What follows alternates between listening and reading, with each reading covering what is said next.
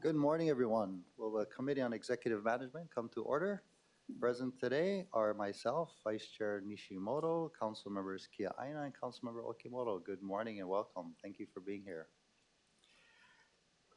Although remote oral testimony is being permitted, this is a regular in-person meeting and not a remote meeting by interactive conference technology under HRS Section 92-3.7. Therefore, the meeting will continue notwithstanding loss of audiovisual communication with remote testifiers or loss of the public broadcast of the meeting. Members of the public will be allowed to provide oral testimony on all items on the agenda, in person in the council chamber and remotely when each agenda item is taken up. As both English and Hawaiian are official languages of the state of Hawaii, pursuant to Article 15, Section 4 of the Hawaii State Constitution, and Section 1-13 of the Hawaii Revised Statutes, members of the public may testify in either language. For oral testimonies offered in Olelo, Hawaii, additional time as may be necessary will be allowed for either testifier to provide an English translation of their testimony. Before testifying, each person shall state their name.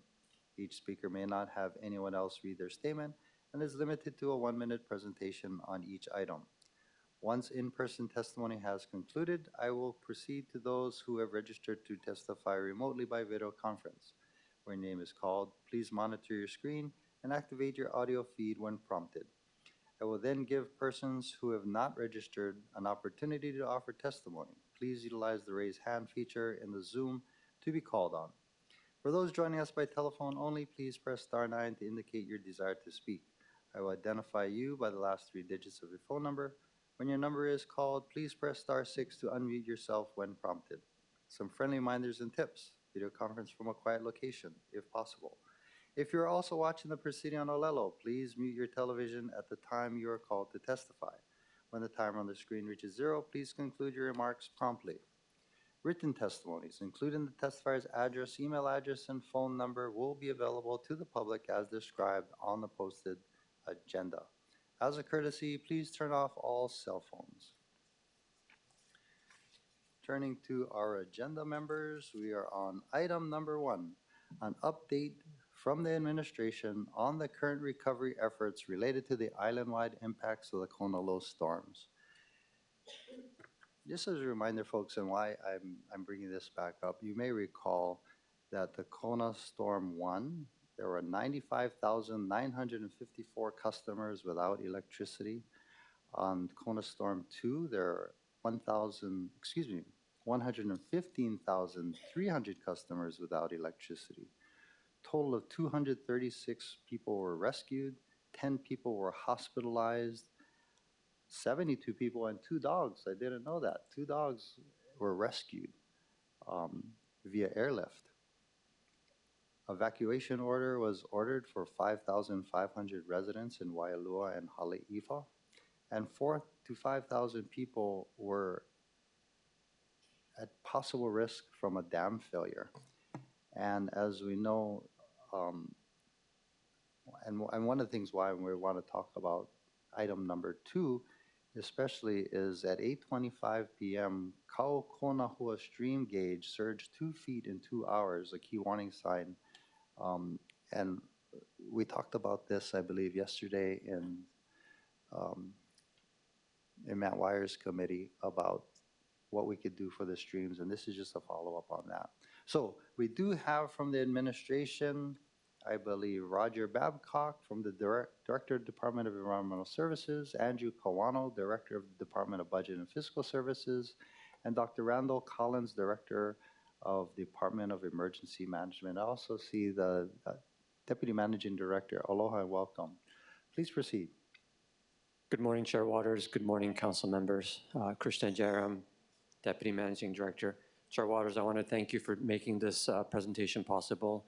We do agree that it's important for the city to update the City Council and the public on a regular clip on our recovery efforts. Per our discussions with your staff, the sequence will be we'll having Dr. Babcock speak about debris management first, then we'll have Director Kawana speak about the financial impact to the city, and we'll end with Director Collins talking about the recovery process stretching into the future.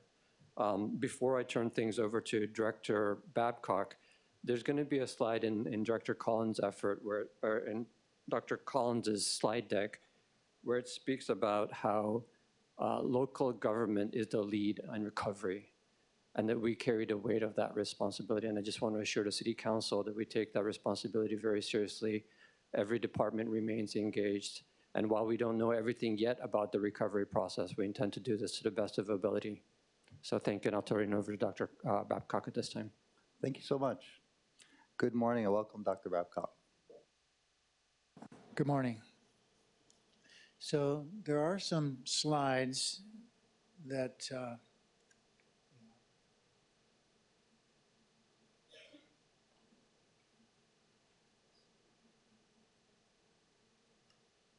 like to also welcome Councilmember Dos Santos Tam. Good morning.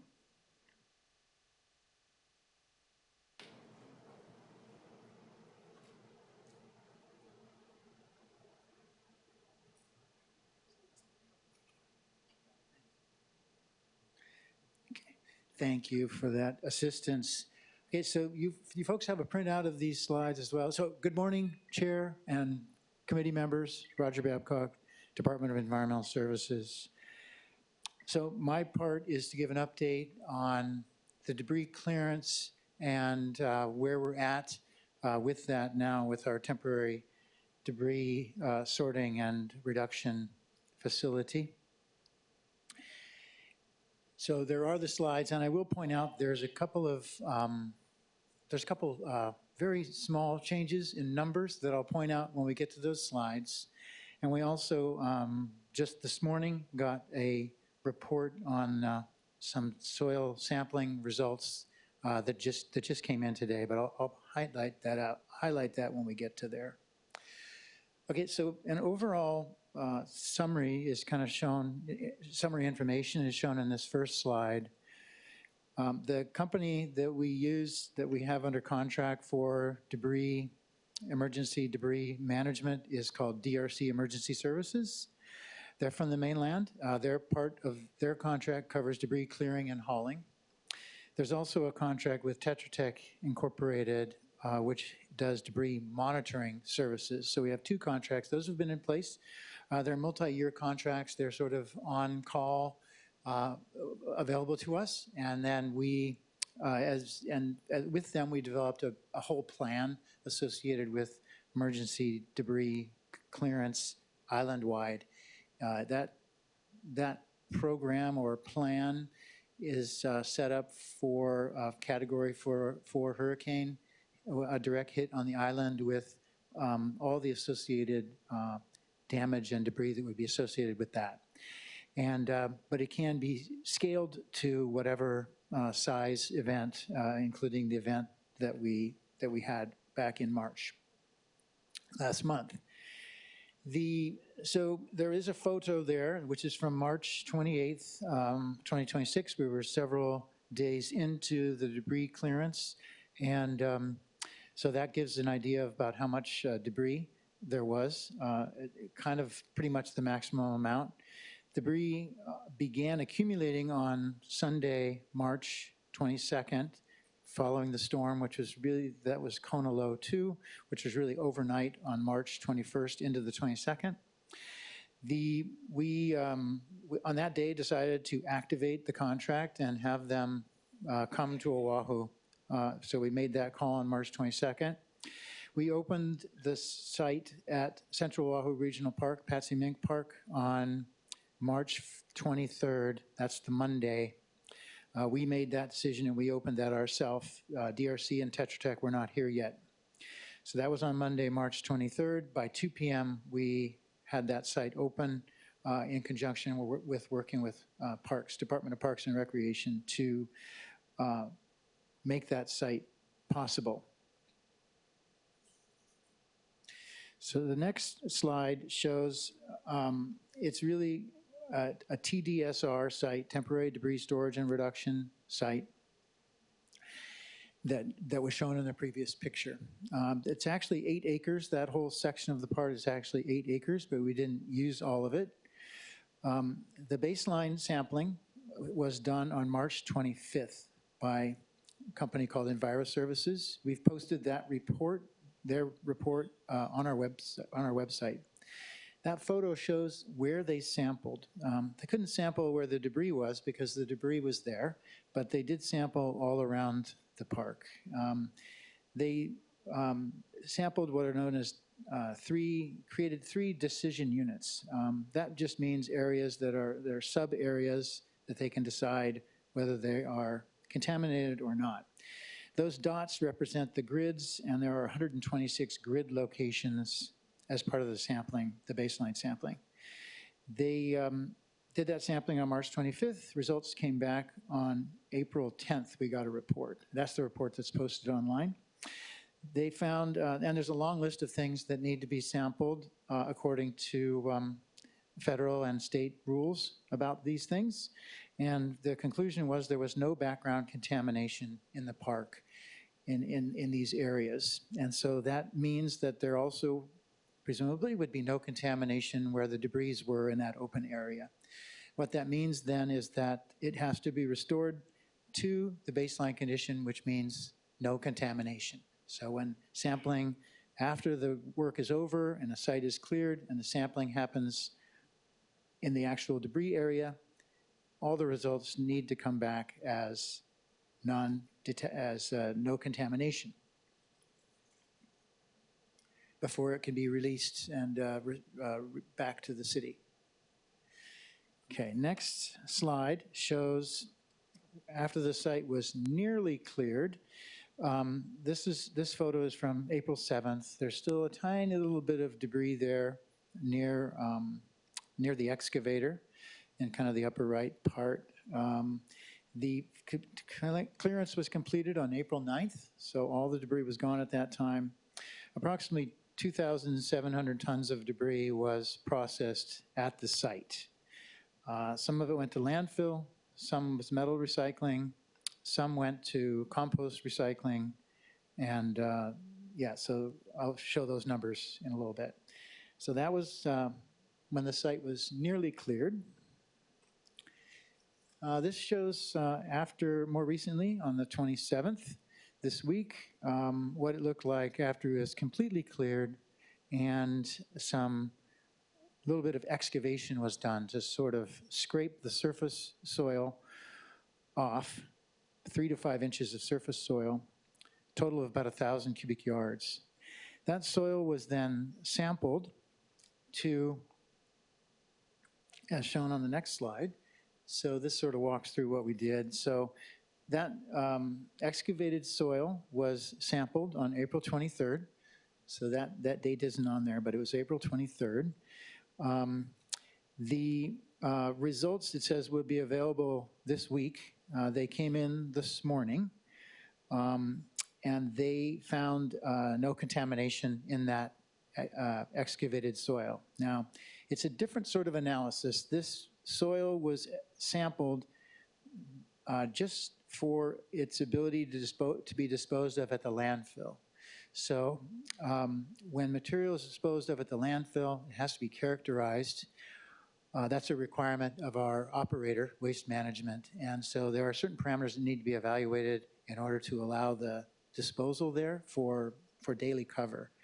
So that's the sampling that was done. It was found to be acceptable, so that material now is going to be disposed of at the landfill, though that roughly 1,000 cubic yards. The exposed soil, so what's underneath, the area that's been scraped, that now needs to be sampled. And that is, will happen either later this week or next week.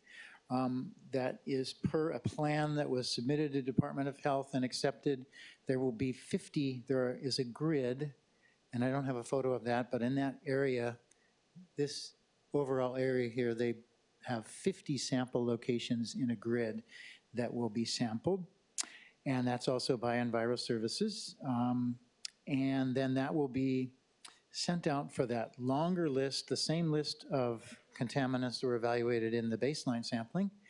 And then, pending the results, we'll move on to the next steps. But ultimately, the contractor has to furnish an official closure letter that they will obtain from the Department of Health. So all of these things are an approved process by Department of Health. So once the results come back, Those also go to the Department of Health. They'll evaluate it and decide whether it can be considered closed or whether additional soil would need to be excavated and evaluated, the soil underneath. So you have to keep excavating until there's no contamination. So that's essentially the process.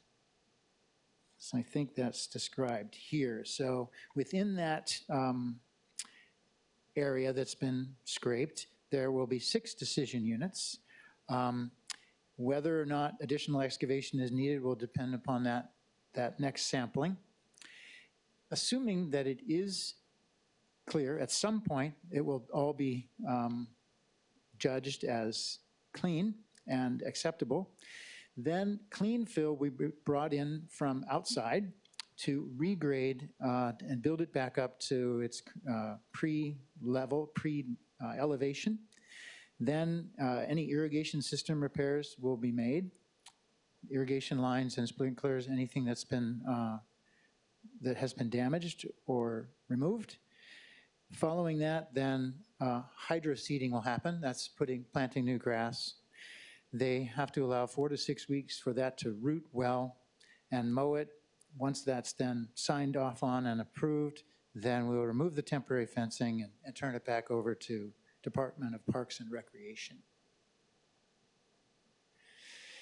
So some overall data. So this is a place where we'll do a little bit of numbers correction here. So the total debris is 2,690 tons, or 5.38 million pounds of mixed waste went to this site. 288 truckloads of material. Okay, so there were 73 tons of metal went to Schnitzer for recycling, not 400. So the 400 was an earlier estimate. The actual number is 73 tons. And the number of loads, 27 loads, is correct. The next numbers is correct. 270 tons of green waste went to Hawaiian Earth Recycling. That's our composting facility in Wahiawa, 42 loads of material. And then the number that went to the landfill is slightly revised because the metals number is smaller. So it's 2,347 tons went to the landfill. In addition, there was 49 propane tanks that were recycled, that were collected and then recycled.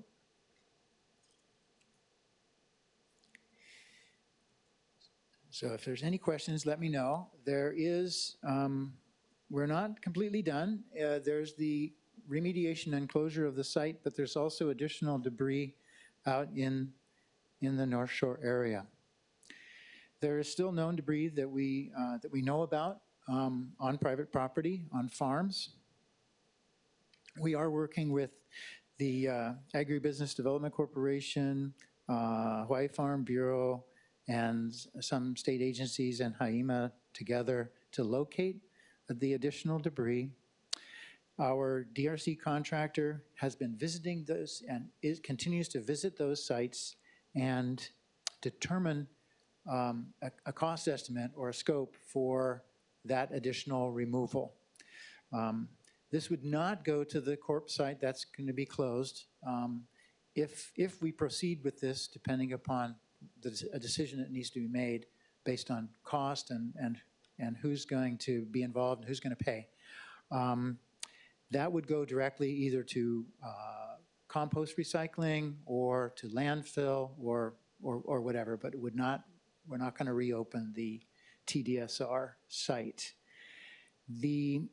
So that is a work in progress. There's lots of folks working on that, and that's ongoing. So, be happy to answer any questions that you have. Thank you so much, Dr. Babcock. I'll start off. My understanding is that we couldn't originally take the debris to the landfill because of the rain. It wasn't accessible. Is that correct? Or can you expound upon that? Why didn't we take that to the landfill initially? Yeah, so when the scope of the problem was, of the situation seemed very, very large, at the time on that Monday. And so there's a lot of debris beginning to be piled up in front of Otake store in the road and at some farms out near Longbridge.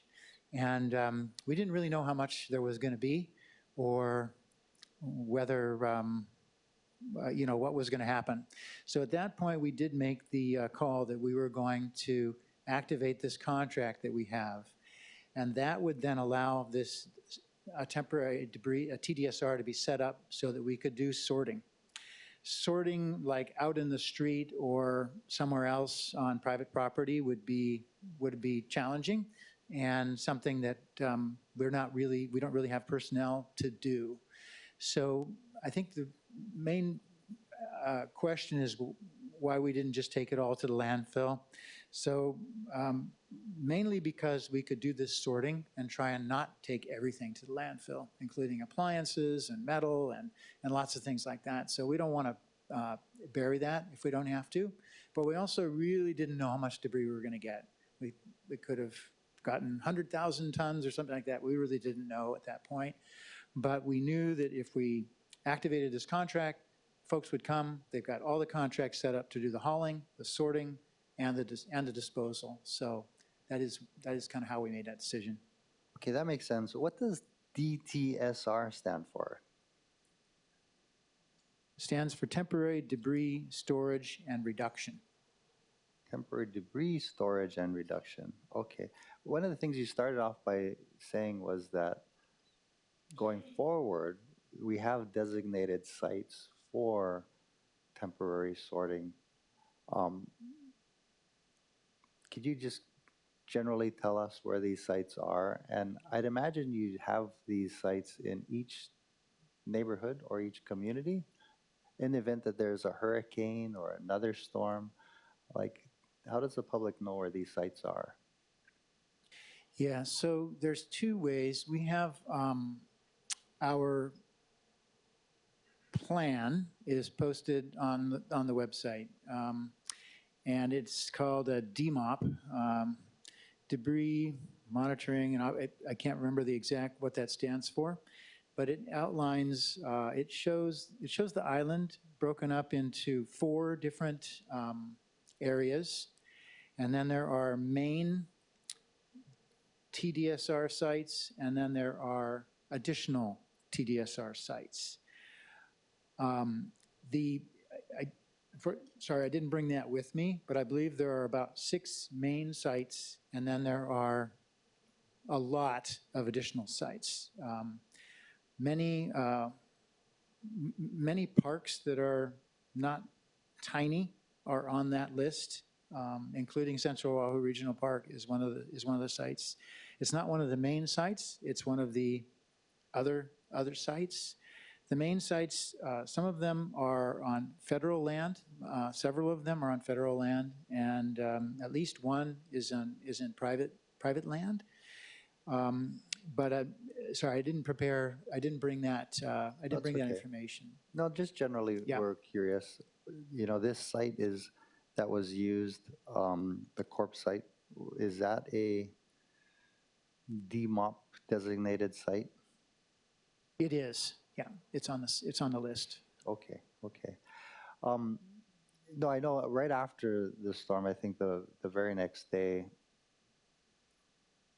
Sunday, I believe, the community took it upon themselves and were taking the debris out of the flooded area and putting it on that traffic circle.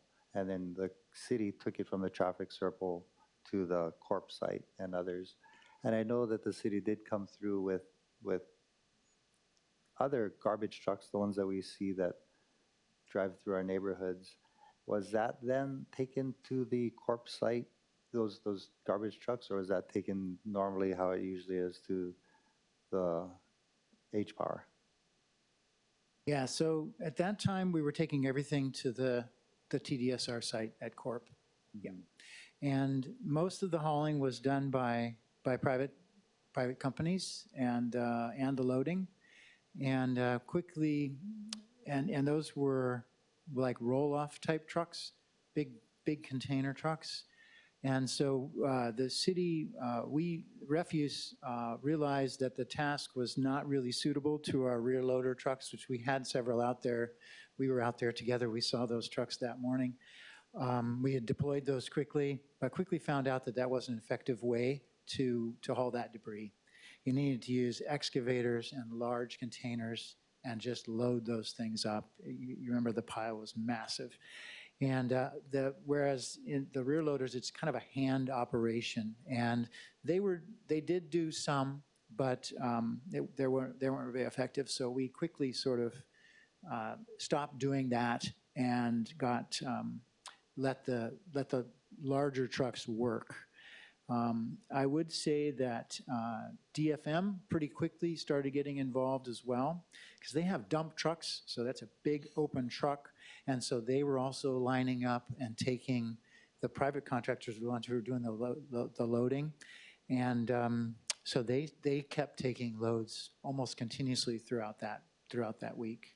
No, you're right. I remember seeing the backloader trucks thinking to myself, that's totally inadequate. That's not going to work. And then the poor workers just grabbing things off of the large pile and putting it into the backloader where, yeah, I'm glad we shifted almost immediately. Thank you, Doctor. Let me open up to the committee. Anybody else would like to ask Dr. Babcock questions? Councilmember Okimoto. Thank you, Chair. Good morning, Dr. Babcock. Really quick question. You had the images of the site as it was being cleared. How far down did we have to dig? I thank you for the visuals. I think it was on page. Yeah, so they dug down about 3 to 5 inches. Inches. Yeah. And you said you kept digging so after the 3 to 5 inches that they found the soil, you still had to dig more to see if the soil was the right, I guess, quality. Right, so if we look at that picture. Yeah, this one. This one This one, here. yeah. So this is where they've scraped the whole thing 3 to 5 inches, and then they needed to sample that material that they had scraped And then to they determine went back whether again. to go prior to taking it to the landfill. Now that same site, what they're going to do is there's 50 discrete locations in that where they're going to take samples before digging any more. So this is now the working surface that's shown. So they'll be taking 50 samples, 50 locations from right near the surface. They dig down a little bit when they take that sample. I'd have to look at the report to see how far down they dig, but I think they're looking at the top 3 to 6 inches, probably, it'll say in the report. Is that adequate? Who decided it was just, I would think we'd be digging further, but 3 to 5 inches, that's sufficient? Yeah, so they're trying to figure out whether the surface soil right at the top is contaminated. If it is, so then they would send those samples off to the lab, and there's a whole suite of things that have to be analyzed. There's metals and volatiles and all kinds of chemicals, including petroleum hydrocarbons. And if any of those come back positive, then that means they've got to go back to those locations and dig more. And then they'll probably dig up 6 inches from that location, and they'll put that off to the side. Okay, I'm just trying to get a timeline. For disposal. And then in that area where they excavated, now they got to take more sample and determine whether it's contaminated at that level. And they will keep going through that process until they come to clean soil. In 3 to 6 inch increments, that's what we're looking at every time? Correct, yeah. Okay. So the idea is that excavation, is expensive, so you want to limit how much soil you would remove, and this would be, presumably that would be soil that you've found is contaminated, right? So you're going to put it on the side, you're going to wait and see whether it's whether actually you're going to dispose, then you're going to make sure you're going to dispose of that material presumably at the landfill, and then we're going to sample again. And any areas where it's okay, you're not going to excavate any further. You're just going to wait until the whole site is clean, remediated. And about how long does one of these cycles take to do this? Yeah, so in the first, because it goes to mainland, the first one we sampled on March 25th, and we got the results back on April 10th. So that was 16 days. So we're saying about 2 weeks, a little more than 2 weeks, is for each sort of sampling round.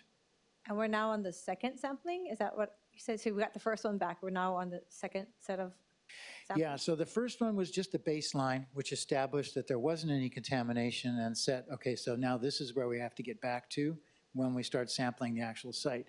So Sorry, sampling, Director, so yeah, the baseline was the surface around, because you said, is that what you're talking about? Because initially, there was debris on it before you could take the initial sampling. When you say the baseline, that's the samples that was taken around the area? correct. That's considered the The baseline sample. And then, so after the 3 to 5 inches, what cycle are we on for that? Just one? Or are we still waiting for the results of that one? So those samples have not been collected yet. Oh, we haven't? Right. Okay, this is not, That has not, yeah, that has not been sampled yet. okay. So they do have a plan that's approved for doing the sampling. That has 50 locations on that. But On those this, 50, sorry, yeah, I don't mean to get confused. yeah. So those okay. 50 samples have not been taken yet.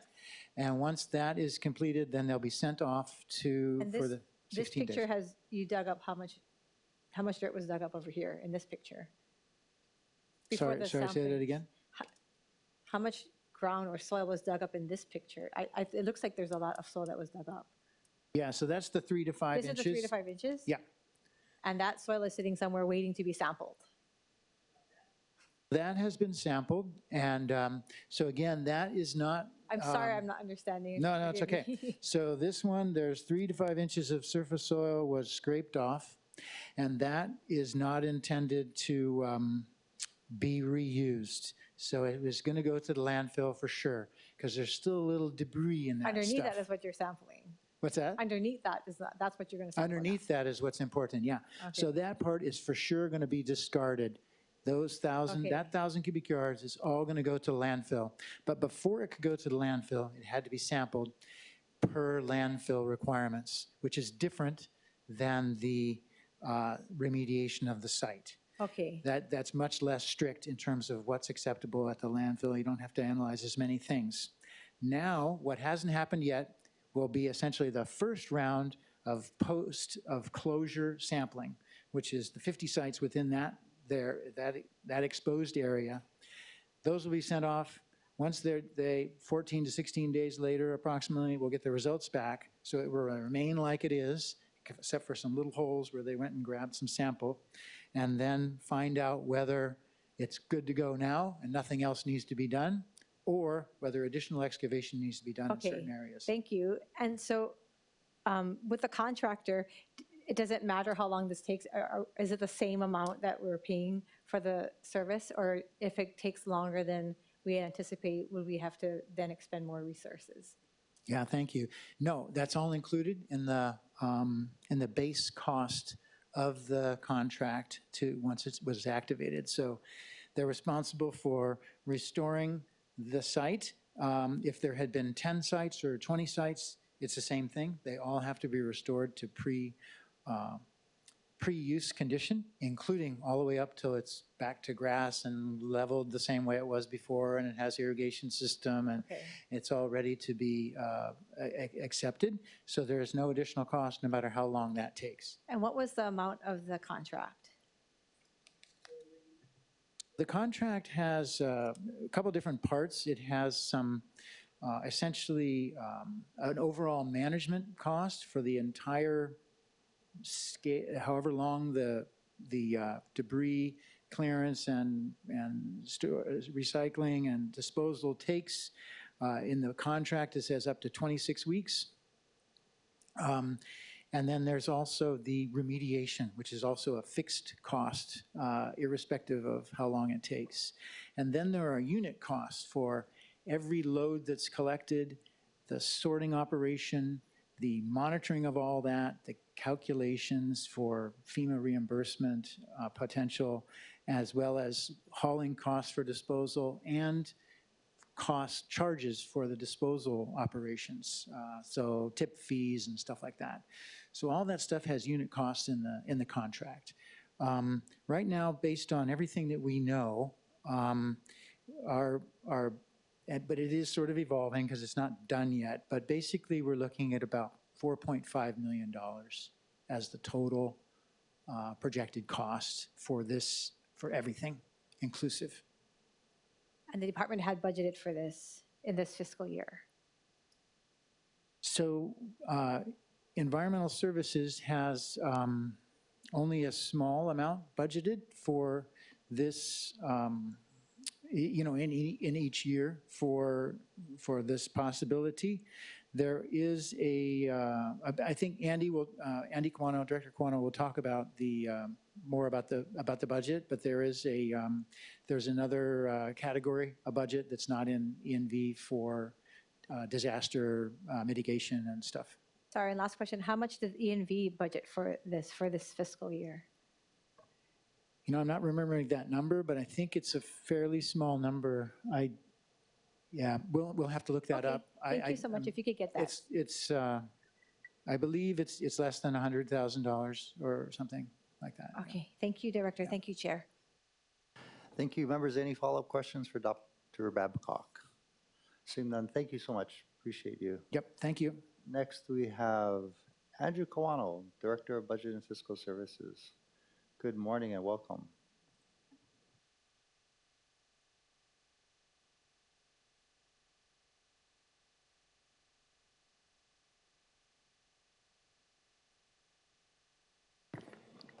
Good morning, Council Chair Waters, Honorable Council members, Andy Kawano, Director of Budget and Fiscal Services. We are still very, very early on the cost side. Currently we have an aggregate cost estimate that's very rough of about $100 million. That does not include BWS, Board of Water Supply, who will submit a separate request for assistance. Our numbers are going to go through after we submit our request for assistance in about a week. Our estimates will go through a scoping process with FEMA with regard to eligibility and ensuring that the costs that are being provided are covered by the program. So essentially, we have about $100 million for the city. We have about $70 million of that in CIP type projects or permanent work, as they call it, and about $30 million that'll fall under more of the emergency type work. So categories A and B that we can talk about later. Work categories A and B under FEMA. Our approach will be with regard to scoping, the estimates out and fine-tuning them, would be to not only make the estimates that we have more accurate, but also to determine what's insurable. And we can deduct what's insurable from the estimate because FEMA won't cover insured costs. And then once the insured cost, and by the way, the bullet up there is, the third bullet should be corrected. I will send in a corrected sheet. It doesn't make sense. There's a part of it missing. But once we get through the analysis of what's insured and what's covered under insurance, we're going to determine what will be covered by public assistance, including FEMA. So some of the damage property or assets of the city could be covered by other programs like the Federal Highway Administration and grants through that entity. Roads, bridges, and so on could be covered by that. To the extent that the FHWA covers damage caused by the storm, FEMA won't cover that cost because they won't duplicate coverage. So we'll go through that process. Our goal is to maximize recovery through various sources of assistance to minimize the impact to the city. That's the overarching goal that we have. And as we get through the recovery process, and keep in mind that there's still work going on, as Dr. Babcock mentioned, his team is still doing work. And I believe DFM is still doing some stream bed clearing type work. That work incurs costs, we're going to have to evaluate whether or not the cost can be covered by FEMA as well. But the work continues. Once it ends, and once we get into the scoping phase with FEMA, you know, my department, our department, BFS, so Carrie and I, will be much more involved with emergency management in terms of working on getting the information required with supporting documentation to support FEMA reimbursement. And, you know, the FEMA reimbursement will come months down the road. We're thinking that perhaps the emergency type work, categories A and B, which will probably be invoiced by service providers that, you know, helped us respond. For instance, as Dr. Babcock mentioned, there's probably going to be an invoice of about $4.5 million for debris removal for his area. That'll be invoiced. You know, that kind of justification or documentation will be done quicker. So I'm thinking that for emergency type work, debris removal, emergency protective measures, category B, those will probably be firmed up much sooner than projects. Projects will go on for months and years, as you know, we know from what Kauai experienced and Maui is experienced currently. So the work continues. If we go to the next slide, we just show a breakdown of where we think the work will fall under with regard to storm damage. We broke down our cost estimates to the various categories of work, A, B, C, D, E, F, and G. Generally, categories C, D, E, F, and G are more of the permanent type work. So, you know, work done by contractors in general. And that part, which is about $70 million, I'm sorry, $80 million of the total, will take a while to complete because the scoping process, the estimation process will be much more complex, and we'll go through a number of cycles with the FEMA representative to determine what the true cost is and what's eligible for reimbursement in those areas. So with that, I'll take questions. Again, not much has changed from, you know, the larger maximum number, you know, in terms of a rough order of magnitude, but from our standpoint, we're still work in progress. Thank you, Director. Councilmember Kia Aina. Thank you, Director. So can you tell me, is this going to be part of the current budget or supplemental budget? Because you don't have the funds. You don't have these funds, right? Depending on what we're going to need, yes, that's correct. I'm hoping that by, as I mentioned during prior testimony, I'm hoping that, you know, all of the departments can dig through their savings and use as much of that as possible based on, you know, functional work that they do. So I'm hoping that we can defer the use of the Fiscal Stability Fund as long as possible and make it the last resort. If we dig into that fund, I'm hoping that we do it next year. Oh, got it. We're not budgeting for next year and the use of the fund because it's unknown. However, we do feel that the governor will continue to extend the emergency proclamation because the state, like the city and the rest of the counties, know that they need time working with FEMA to firm up numbers. So we believe he's going to continue to extend it. And with that, you know, we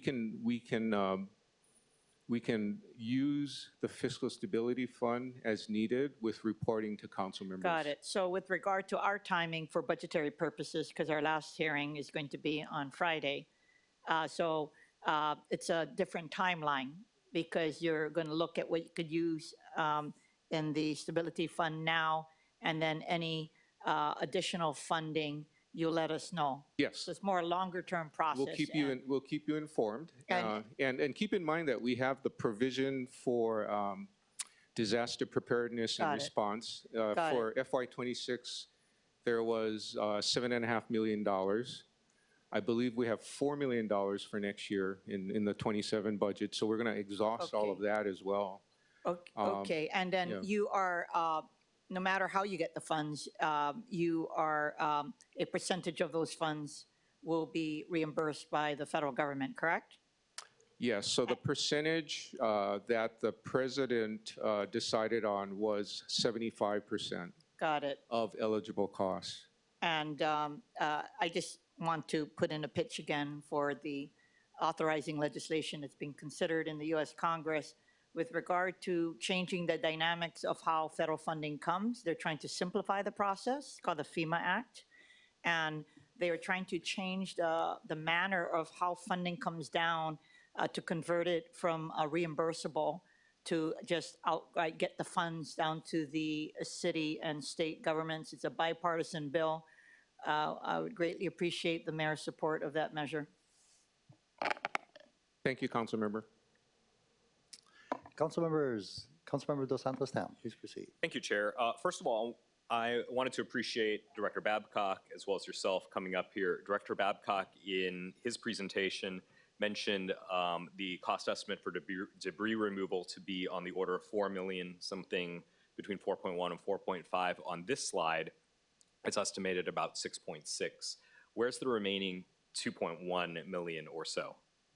I don't have all the details in my head, but for debris removal, and Dr. Babcock can tap me on the shoulder to correct me, there are actually two vendors. There's DRC doing the heavy-duty removal, debris removal work, and there's a consulting monitoring entity. I believe it's Tetra Tech. So I think a chunk of that $2 million that you mentioned, Councilmember Dos Santos Tam, it will be invoiced by Tetra Tech, and there could be others as well, Excuse me, but those are Director. the two big ones I'm aware of. Pardon me. We lost quorum. I have to appoint Councilmember Dos Santos Tam. You can correct me. Sorry about that. Please proceed. Yeah, so I'll just add, and apologies to Director Kawano. My number is more up to date. So our earlier projections were the 6.6. We now have a refined number, which it does include both the contractors as the about 4.5. So that's good news. I also we were able to look up the budget, and there's we have 500,000 in the current. Oh, sorry, it's 250,000 in the current FY26 for debris removal and management, as sort of, we have that in there as a placeholder each year, some kind of number like that. So for the current year, it's 250K. Thanks. Yeah. Thank you. Well, that leads me actually right into my next question. I appreciate the fact that these numbers have been refined and we have sort of a better sense of how much it actually cost. Director, with regard to this chart and the other numbers, how often are we refining these numbers? I think we were refining those numbers a few times a week. It hasn't been as frequent currently, but the good news is I'm actually happy that we are working with a lower number for debris removal. So on the next update, we're going to go in to the emergency management platform and make that adjustment. And so then, it's actually good news. That is good news. Yeah. Of this $100 million, how much is operating versus CIP categorized expense? Currently, and again, it's very rough, about $30 million in operating type expenses and about $70 million in CIP. And again, very rough. Okay. Yeah. And then of the CIP amounts, do we anticipate spending all of that CIP, the $70 million, or what portion of that $70 million in cash versus issuing bonds? I'm not even there yet. We haven't determined that yet. The projects haven't been scoped out for FEMA purposes. The projects also haven't been scoped out and estimated, with the contractors we typically use for CIP project purposes. So it's so early on, I can't break it down, but I can tell you that the expenditures for the projects as a whole will be over anywhere from a few years to several years. It's going to be a while to, properly scope out, properly estimate, properly contract, and then complete those projects. So it's going to be an ongoing thing that we'll be reporting on quarterly to not only council, the city council, but also to FEMA for those projects that are FEMA eligible. Thank you, and I think that's really important because there has historically been a push here at the council to spend cash on CIP projects versus issuing bonds, and I'd like to understand that breakdown, especially in the context of disaster response. If we had zeroed out our cash available CIP spending, we wouldn't have cash available CIP spending in the instance of a disaster like this. So I appreciate that. I have a few more questions, but I'll turn it over to my colleagues. Councilmember Okimoto. Thank you, Chair. Director, really quickly, you mentioned that the plan is to exhaust, and you've said this in other hearings, that you plan to exhaust the savings currently. With the 25% that we're anticipated to, pay for on our own, how much of this year's fiscal year 26 are we looking at that we have that we're going to exhaust, that you exhaust the savings for before we tap into the 7.5 million? To correct you respectfully, the 7.5 has already been tapped into. Okay. Because there were specific DEM projects that have already been covered, with mayor's and managing director's approval. I think prior to the storm, we had about 5.2 or 5.5 million available from that provisional. So yeah, the money is being used, but the goal is to exhaust that provisional completely exhausted. With regard to our savings, it's kind of tricky, right? Because currently our fiscal officers are working with the administrative officers or other finance types in all of the departments to come up with projections. So they project out what they're going to expend under the A, B, and C categories in the operating budget. And they look at what's appropriated, obviously, and then take the difference and then figure out, okay, can the savings be used to cover storm response and recovery? So that process is still ongoing. I would say that the departments all have not completely finished their projections. They're still working on them. Part of it is payroll. They want to get as current payroll information into the projections as possible. The goal is to use as much of savings as we can. Ideally, we'd be close to zero. And the ballpark number for that amount is what? I don't have a ballpark number. Okay. Impossible right now. Okay. But our goal is close to zero. Okay. Yeah. Okay. And this is very helpful, the breakdown of the categories. However, Director Backpack did say that his number went down, which is good to hear. How often are you getting, and I think Councilmember Dos Santos Tam kind of asked this, but how do we know that these other numbers are close to being accurate or not? Are they giving you updates? I don't have any confidence level on the accuracy of the estimates. A lot of the estimates are still call-ins, emails from departments to emergency management. We have not scoped things out yet. So when I look at some of the estimates, I see round numbers a lot of times. To me, round numbers are just that, rough orders of magnitude. All those numbers have to be fine-tuned. What I'm concerned about, if you ask, is that, as this process goes on, if we have inflation, costs will go up, So that's my concern, but I have no control over that. Okay. Thank you, Director. Thank you, Chair. Thank you. Councilmember Nishimoto, any questions for the first round? Okay, thank you so much. Hey, just following up on questions already asked. So it's estimated, of course, I get it, it's just a rough estimate. $30 million from operating and $70 million from CIP.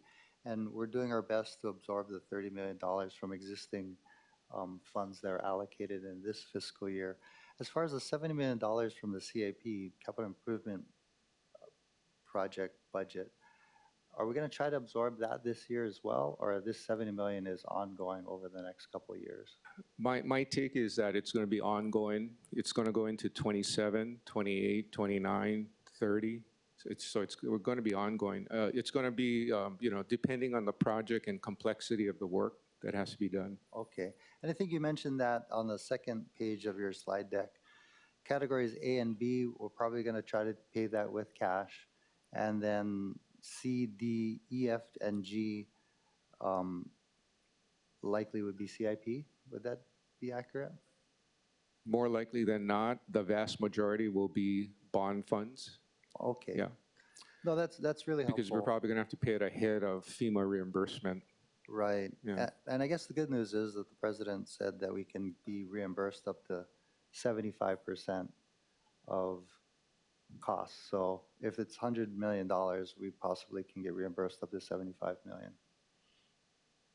Correct. If assuming the projects are eligible, some of them may not be eligible. Right. Just so the people watching either at home or Facebook, so debris removal, you say it's estimated about $4 million. Emergency protective measures, $13 million. Could you just expound what is emergency protective measures? Okay, Chair, I brought my cheat sheet. So it's costs to protect the public from threat of injury and threats to their lives. So essentially, it involves work and activities as follows. I'll just read a few bullets. Evacuation and sheltering, and this is during the event. Generally, and after the event, to the extent that evacuation and sheltering has to continue to keep people safe. Search and rescue missions to locate survivors, household pets, service animals, security, barricades, fencing, and law enforcement. Firefighting doesn't apply to what we're dealing with. Use of leasing of temporary facilities or generators for essential services that have to be provided to the populace. And it's things like that. There was a lot of HPD officers involved in traffic safety during the storm, after the storm. Things like we found out that we're going to have to look at each community assistance center that we set up, what was provided, services provided, the pop-up services we provided, because some of the costs related to those services may be eligible and some may not be. So as a part of the scoping process with the FEMA representative, we're going to determine how much of those costs, the overtime incurred, for instance, will be covered by FEMA. Okay, thank you. That's really helpful. It looks like there is a category F, utilities at 41.8 million. Could you just explain that? It's called public utilities, so it's power, water, wastewater, and I know there's a big one. If Dr. Babcock can correct me again, I believe it's about $20 million for damage to the Kailua wastewater treatment plant. Yeah, so that's just the rough current estimate. So the storm runoff, there was so much water going into the plant, it damaged equipment. So okay, and some of the facilities housing the equipment. Oh, interesting. That I didn't know about that. That's new. Stream cleaning. So I was out there and I saw the DOT director, state director out there, but our facilities maintenance crews were out there too. I saw the deputy director out there with his whole crew. Is there anywhere in this budget that reflects the stream cleaning that the city is encountering? Would that be under roads and bridges? It depends. Yeah, it's either now. I think it's going to be under debris removal because they did a lot of that. They were removing a lot of debris with the E&V team, and also there may be work related to emergency protective services. That's category B. For instance, removal of the homes, for instance, at Otake Camp that were completely demolished. So pieces, debris from the homes had to be removed. They probably were involved in that. We're going to have to carefully look at their costs because, and again, I believe they're still working. They're still doing stream bed clearing and digging to get rid of islands that can block water, in the stream beds. And at some point, because we are moving further and further away from the emergency during the disaster, the natural disaster, some of that may or may not be included, in terms of eligible costs for reimbursement. Okay, and understood that it's an ongoing process. I did have questions regarding the RPT relief program, but I wanted to turn it back over to Councilmember Dos Santos Tam to follow up on any questions that we've had so far. Thank you. I actually have some plans related to long-term disaster recovery plan. I don't know if you're prepared to talk about that plan or if that's a Director Collins question. I believe that's a Director Collins question. Yeah. Is he? We do have Director Collins coming up right after Andy KONA. I'll save it for him then. Fantastic, thank you. Any other questions for Director Kawano members? Actually, now I realize one of them is a Director Kawana question. In the plan, it specifies that the city will develop an organized and standardized system of categorizing, tracking, and reporting federal funds expenditure so we can prepare for future audits if necessary and monitoring compliance by federal agencies. Do we have a specific system for that? Is it separate from our own internal control processes that we already do? Is this an additional level? Tell me about that so we're prepared for federal audits and compliance. So I believe it goes beyond what's required under general accounting principles and internal control processes that are prevalent in government. There's more documentation in terms of describing the work and the activity involved and tied to the costs that the city believes is eligible for reimbursement. So we're in the process of adding a layer or two more of documentation within the system itself. And frankly, in some cases, we may have to go back to departments, and I think Dr. Collins will talk about it, but we may have to go back to departments to gather more information on the description of work done so that we can properly categorize the costs. Going forward, knowing that these types of events will happen more frequently, I'm sure that we're going to burn into our systems an extra layer or two of coding, if you will, so that we know that a cost is not only tied to a storm event, but also tied to a particular type of work that would be FEMA eligible. And that's in progress right now. And one of the other recommendations from the long-term disaster recovery plan is that the city have pre-positioned contracts and a pre-qualified list of contractors and vendors to allow for a more quick and efficient recovery. Do we have a list of disaster recovery vendors, people who have made it through some level of procurement so we don't have to start from ground zero? Yes, we do have master agreements that we can tap on, and we have.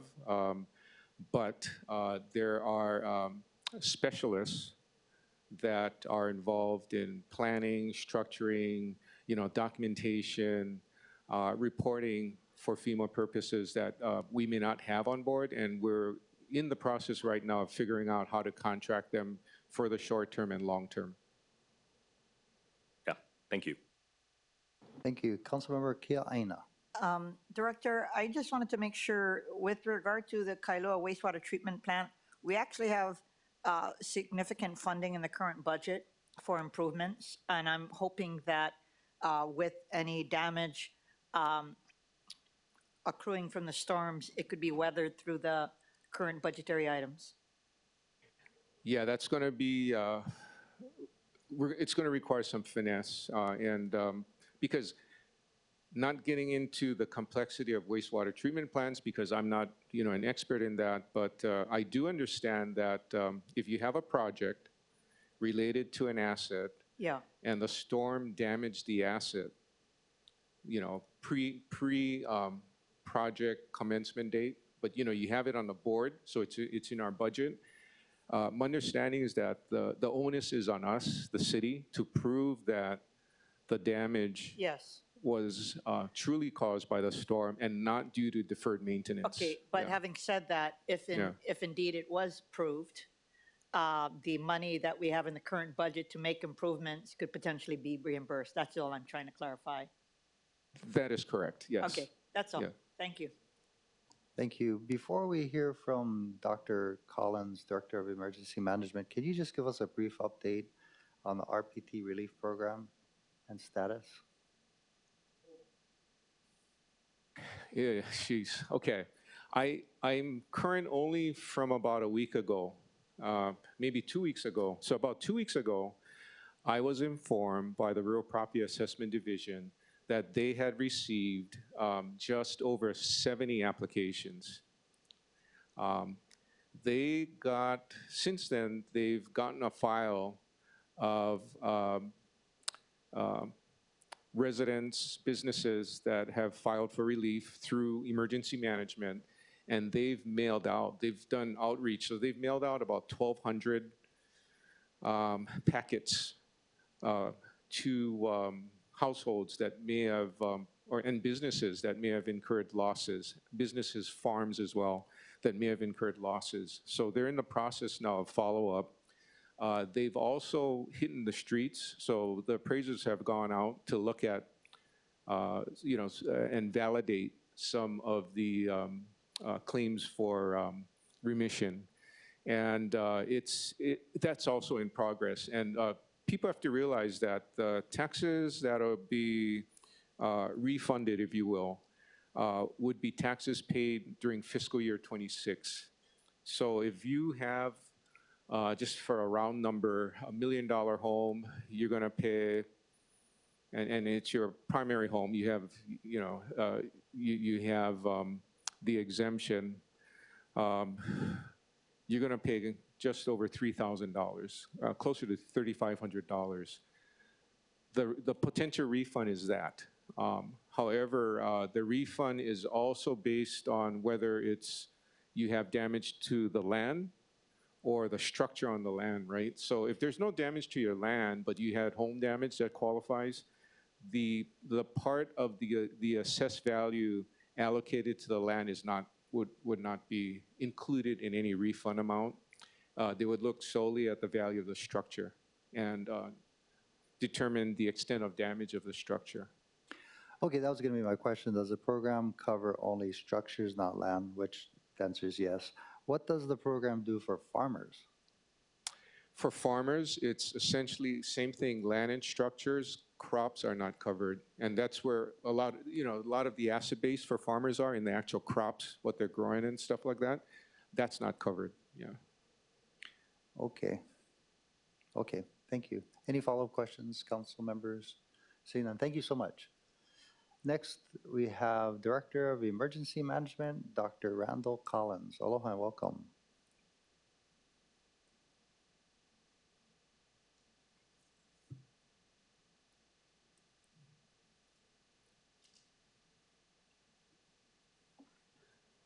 Aloha. Thanks for having me again this morning. It's a pleasure to be with you all, Chair Waters, council members.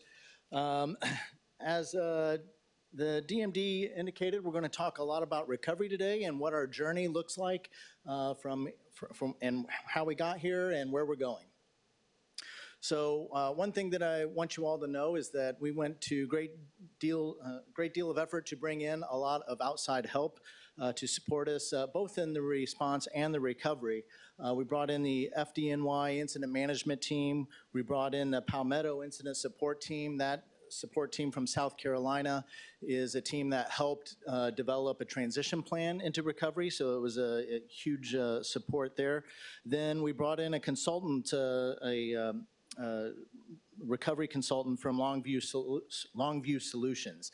And that person actually, Jason's name, he is quite responsible for a lot of the different slides that you're going to see here today. Huge help to DEM, myself, and Jennifer, and what his expertise is in recovery.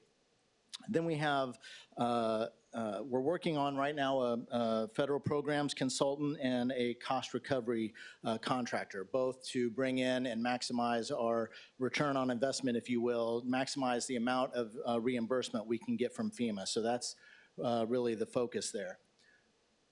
And where we're at is, as you well know, we had our immediate response that seemed to go on and on and on with the different storm systems. Then we went through short-term recovery, where we were doing the debris operations that you heard about from Director Babcock, where we did the community assistance centers and other events, trying to help really restore some level of normalcy. And we're really at the point where we're really about to enter into immediate recovery, 2 months to 18 months out, and we'll have a lot of work to do in this area, and then we'll transition into long-term recovery.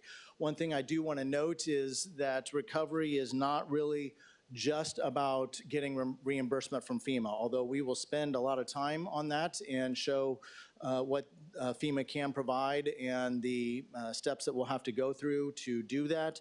Also know that recovery is really about leveraging all the different community services from nonprofits, from private sector donations, and from government services, and trying to maximize those benefits, as well as really match all the unmet needs, which obviously government services don't provide for all the unmet needs. And so we want to try to find services for all the unmet needs.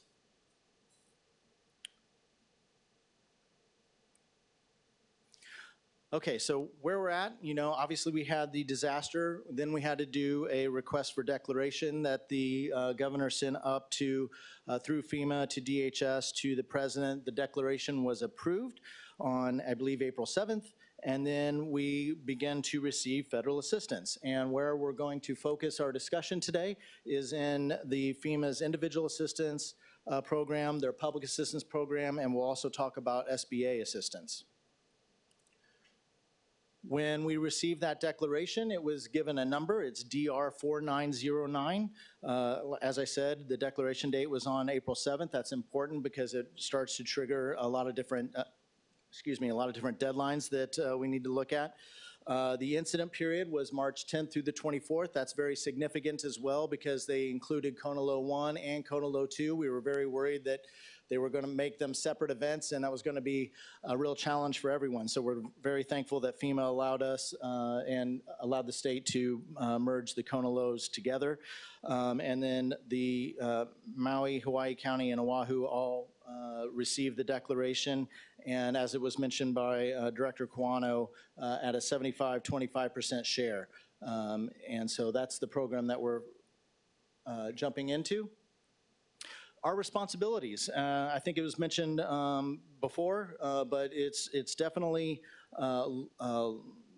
local-led, local government-led in terms of doing the work that we need to do to participate in recovery activities. And then the state, they have their particular role in terms of getting resources from the federal government and so forth, but they act much like a middleman. And we are the actual subrecipient of the different grants that we get. And then the federal government, as you know, provides the different services and so forth.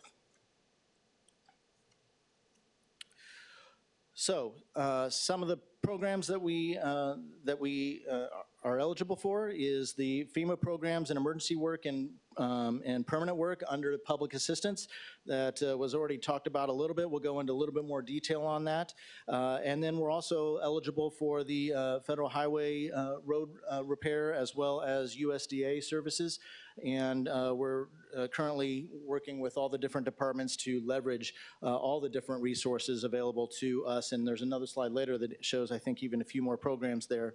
But that's the public sector side in terms of government recovery. In terms of individual side, individuals and households often are primarily going to get the individual assistance from FEMA, which includes financial housing assistance as well as other needs assistance, and we'll talk about those a little bit more. Then we also can get into the SBA loans and then other services that can be provided by or through FEMA listed there in many of the social services, crisis counseling, legal services, and so forth that may be needed. And then when we transition into long-term recovery, we'll be looking toward a community development block grant through HUD that we can use, and it's specifically listed for disaster recovery work to make jurisdictions more resilient after the fact. And so, you know, when we get into that, that is definitely 18 months out and longer before we will see that. So we're going to be in this for a long time in terms of recovery. This isn't something that happens quickly. As Director KONA was indicating, even our rebuilding is going to take many years. As an example, Northridge earthquake, obviously a much bigger disaster, but they took 23 years before they closed out all the different projects. So this is much smaller, but we are going to be in recovery for quite a long time in terms of how we rebuild the different buildings that receive damage and that sort of thing. So we talked a little bit, the last speaker talked a little bit about the different categories that you have under public assistance. Category A is debris removal. All the work that Roger was talking about would be covered under debris removal and a few other projects that you might be able to lump together there. Category B, emergency protective measures. I was impressed that Director KONA was able to come up here and recite what it's all about. We've largely lost any opportunity for emergency protective measures now. Those typically are really done in the response phase during actual life-saving events and trying to stabilize different infrastructure or whatever that could cause more problems. So there could be circumstances where we could classify some things outside of that period, but by and large that period has passed. Then we get into what we call permanent work, categories C through F, which includes roads and bridges, water control facilities, public buildings and equipment, and public utilities.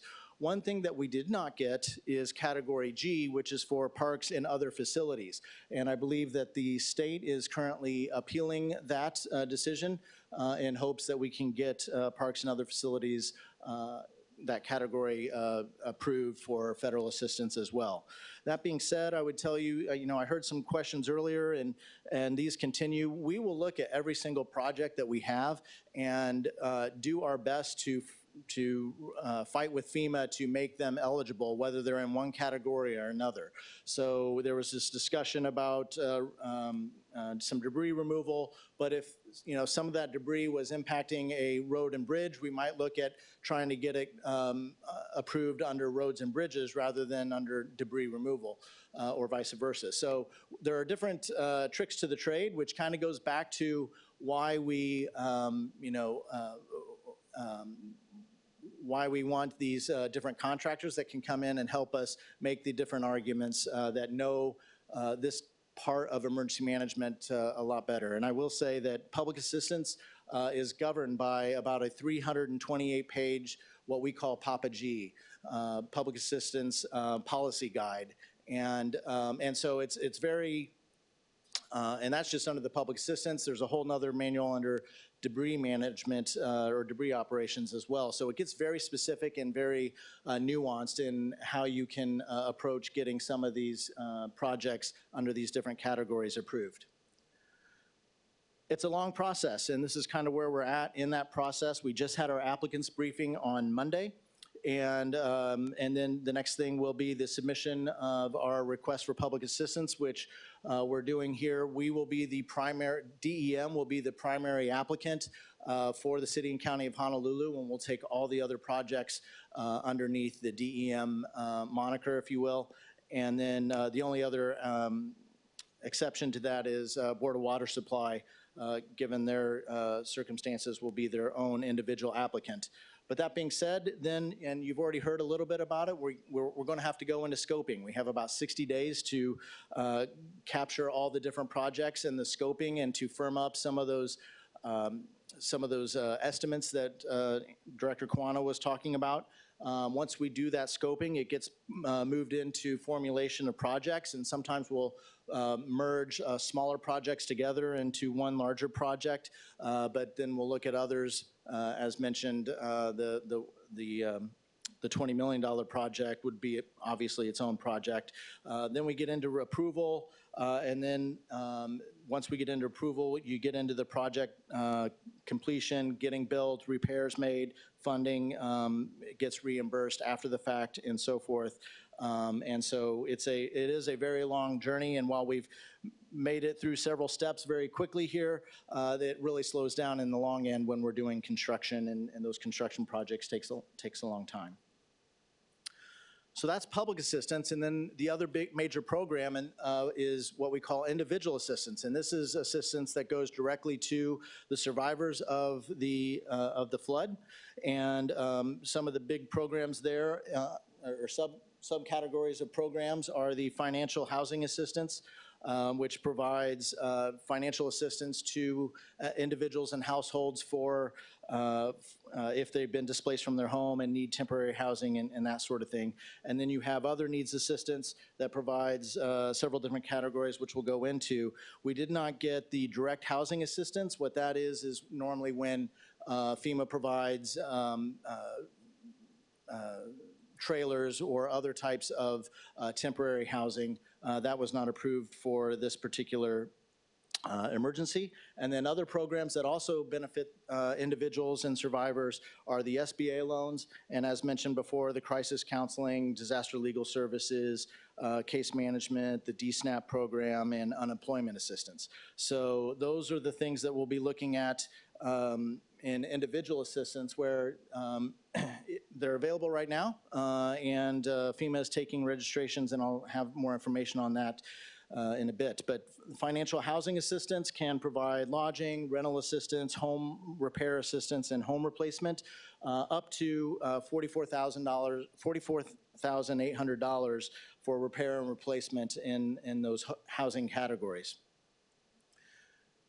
Additionally, under the Other Needs Assistance Program, this is intended to address the unmet needs there that are kind of unforeseen, and they can go toward transportation, repair or replacement of vehicles, personal property repair, medical and dental, if you need medical or dental costs as a result of the disaster, any serious needs assistance for urgent needs like food, water, and first aid, child care assistance, and moving and storage if that is a need.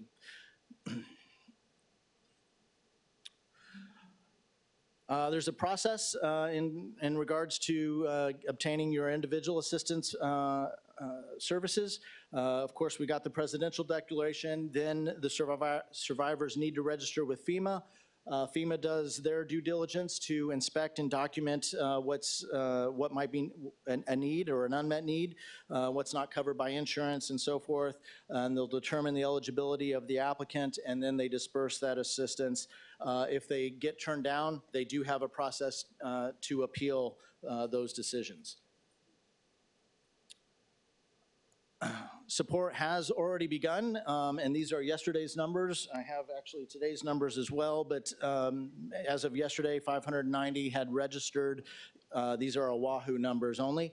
And then the amount approved for the individual and households program has been $1,371,000 and change, as well as in terms of housing assistance approved, it's been $728,000, and then another needs assistance approved, $643,000.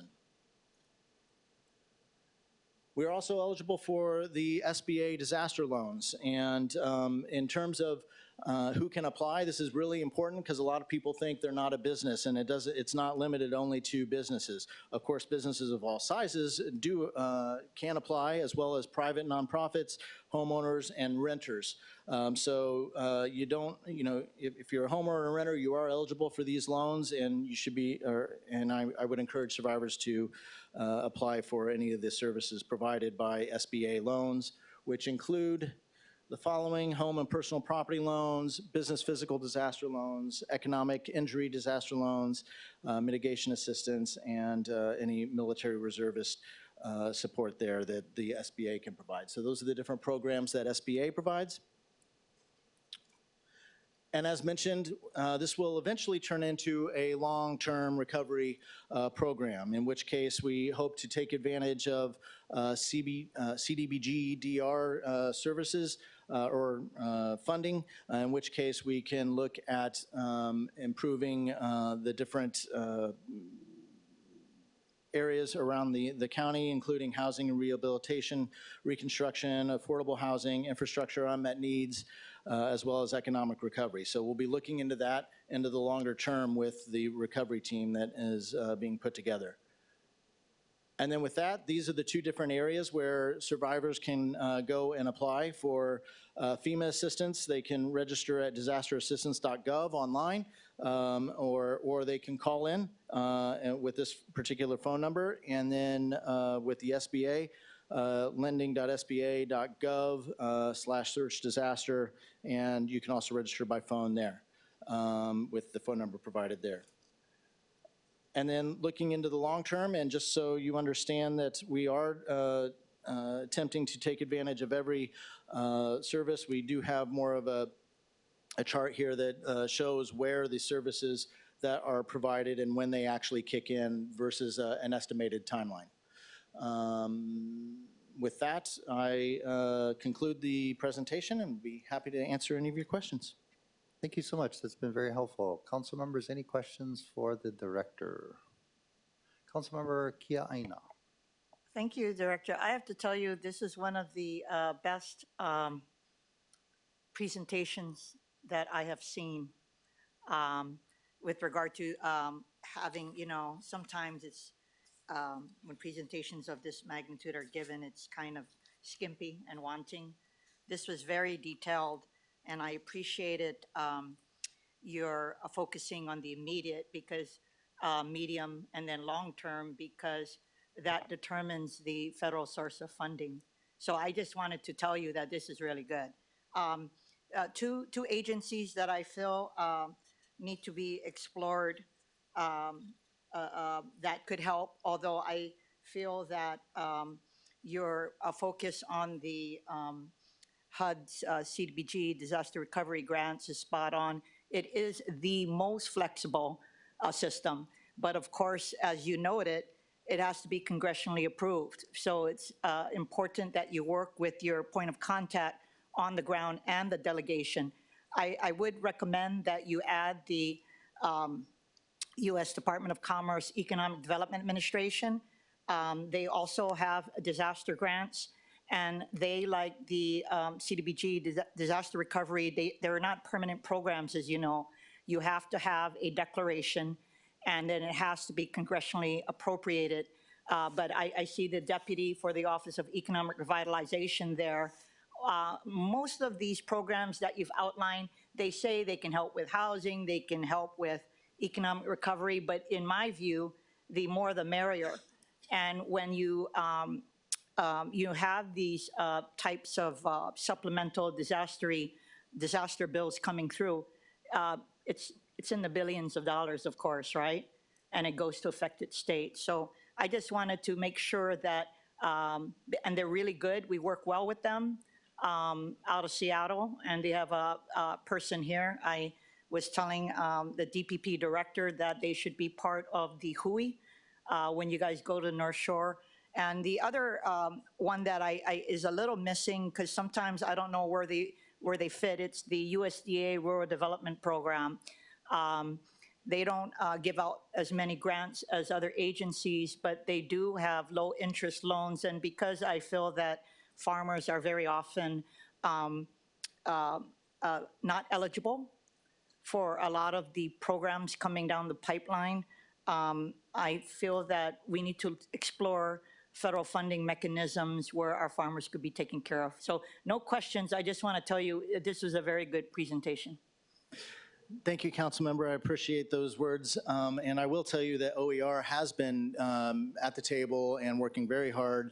And actually this morning I received a nice little pamphlet from them that they have for the farmers of the community that shows the different programs that they may be eligible for. So that is available, and that is certainly one area that we are continuing to explore. Thank you. I do have a number of questions, but we do have one registered testifier who's been waiting here patiently. Thank you so much. Why don't we go to public testimony since we only have one, and then I'll allow for questions. So welcome and aloha, Tara Gregory. Aloha. How much time do I have? 1 minute? I'll give you a little leeway. Go Okay, ahead. thank you. Mahalo. Aloha, my name is Tara Malia Gregory. I live in Hawaii Kai, but I want to testify just regarding the KONA storms, and I actually want to say thank you for the last gentleman that spoke, because he really did speak to boots on the ground that was actually happening, maybe not specifically with many of the agencies, but there was one gentleman, his name is Evan, with HIEMA that was there.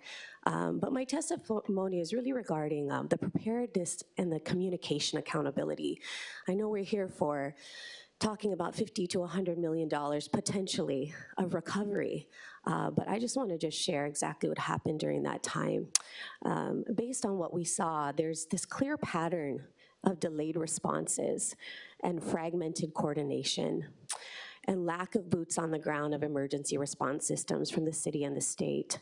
I'm an avid law reader, so I'm very aware of Chapter 127A and where we need to make some changes there so we don't come up with $50 to $100 million and we're better prepared.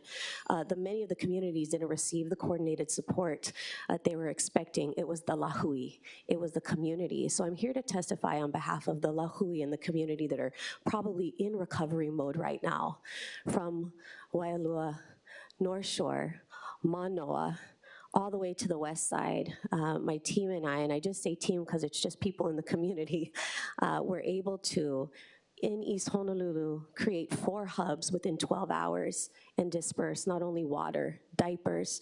There were people on their roofs, on 3rd floors, and there was just no action. There was an emergency proclamation set forth March 9th, and there was no one from the city or the state available to help anybody, boots on the ground, until 7 days after that, 3 days after the harsh part happened. And I want to testify on behalf of that. I had an opportunity to speak with Mr. Waters briefly last night at the neighborhood board, so he does know where I'm coming from. But I just wanted to be on record in saying there needs to be something in a budget that prepares us better when things happen initially. There is no way that there should be an emergency proclamation and then 4 days later, an emergency happens. And then now we're sitting here thinking of $50 to $100 million, and we're talking about crops that can't even be recovered. How is that gonna be recovered? People are losing everything. They can't even afford insurance. So if anyone has any questions, we did mobilize quite a few teams with Oahu, Kings Oahu, New Hope Hawaii Kai. We were able to mobilize for Manoa specifically, and Waialua North Shore and the west side, where they really got hit and nobody knew about it for 3 days. And also the house established. There's a really bright young girl. She was able to put something together that, you know, I'd love to talk about. I don't want to take up too much time, but if there's any questions about how we actually were able to execute on mobilizing things like water, hazmat suits, and things like that, when I just have to say the city and the state did fail the people in preparedness. So mahalo for the time to speak. Thank you, Tara. Any questions for the testifier or follow-up questions for Director Collins? Councilmember Dos Santos Tam. Thank you. I have a number of questions for the department. First of all, I guess many of my questions deal with how DEM interacts with other agencies, because it's kind of agency soup. But before we begin, I'd like to go to the very first slide I guess it's really the second slide of the presentation after the cover. The retained support, these 5 different contractors, are these contractors' costs built into the $100 million estimate provided by BFS? This slide, yeah. So the FDNY Incident Management Team and the Palmetto Incident Support Team were done under EMAC, and that was part of the response. And so we are currently have them, their estimates are blocked out in that provisional disaster fund that Director KONA was talking about, the 7.5 that is part of us.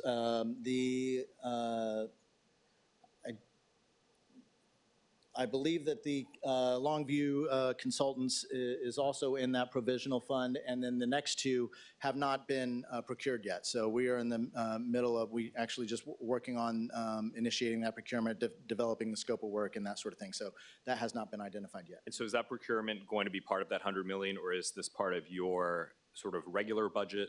Where does that come from? So we would be looking at, depending on what the estimate is, but we would be looking at primarily using the provisional fund. Okay. My next set of questions deal with sort of DEM and sort of the other agencies involved, and I know that there's many. So in the city's long-term disaster recovery plan, it suggests the mayor appoint a local disaster recovery coordinator to lead recovery implementation. Who's performing that role? Is that you? Is that a different person? Is it Krishna? It's not Krishna, but Krishna's going to answer the question. We've been working very closely with the MD's office, and I think he's prepared for those types of questions. Yeah, Councilmember, thank you for the question. So as you noted, the large plan does require a long-term disaster recovery coordinator. We've met almost daily in the last 2 weeks to talk about this. We have a team set up for this purpose, and so it'll be run out of the managing director's office, Andrew Malhoff, Anthony Miranda. They'll be supported by dedicated personnel from purchasing, from legal, Erika Moritsugu, Anika Nozaki. We'll also have a consultant that's be attached to support them, and then underneath them there'll be other structures to move us forward. But they will be performing that coordination and oversight role, reporting to the managing director. Okay. And while you're up here, the plan also talks about this financial and grants management recovery team. Do we have this team in place? What departments are part of that? So it's the same. It's a similar group. It's going to be budget. It's going to be our federal grants people who have expertise in this, drawing on consultants. We're also pulling from BFS somebody to do just the grant part of it, not so much the what is available, but how to track. And so there's a team being set up for that as well. And then within CCSR also has a hazard mitigation program manager. Is that person part of this effort, or is their role more long-term? Tell me more about that. So CCSR is also involved. They've been in every meeting thus far. They were, together with DEM, the leads on the long-term disaster recovery plan. So they will be continuing to support. It's Sarah Harris from CCSR. So she'll be involved short, middle, and long. Okay. I do have a question about DPP's rebuild a registry, which they set up. I think that was a good response. But are we going to get some metrics and tracking on how successful that program was in terms of matching affected folks with contractors and materials? Yeah, Councilmember. So I don't have those data points today, but I will communicate with the director and we'll get that to you either in a hearing or to this committee, whatever's more appropriate.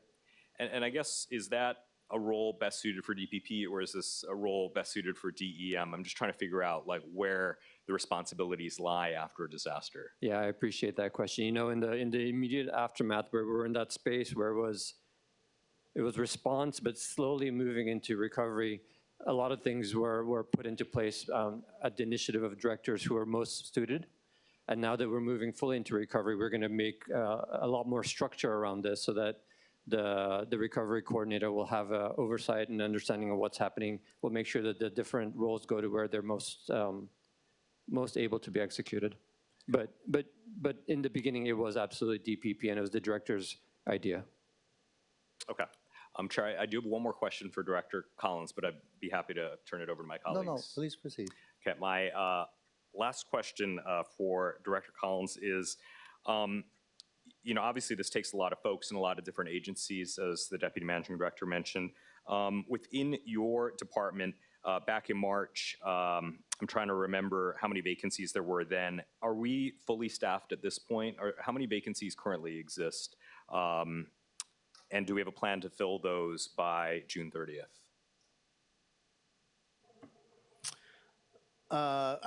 We have, I believe, 2 vacancies, and one is kind of held due to a reorg, and the other, I'm not sure.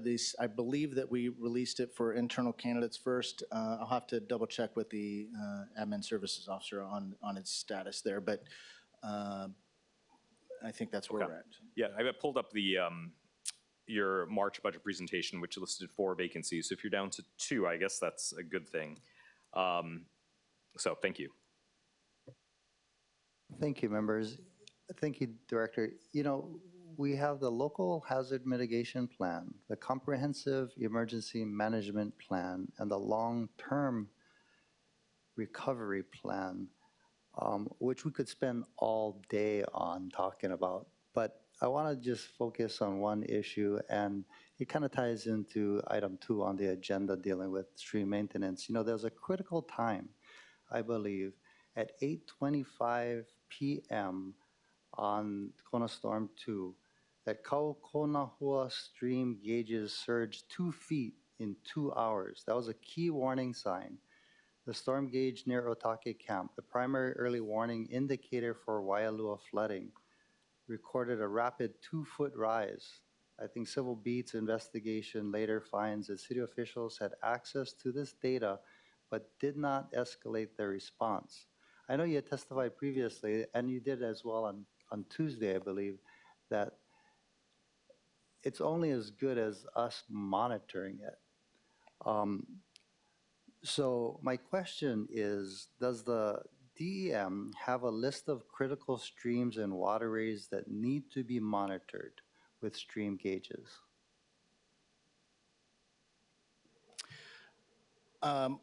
So that's a difficult question, because we would monitor any reservoir or stream gauge that we believe that we were getting significant rain or precipitation in. So, one day it could be on the windward side, one day it could be on the leeward side. So, the different type of weather scenarios and the multiple variability of weather scenarios that would come into play.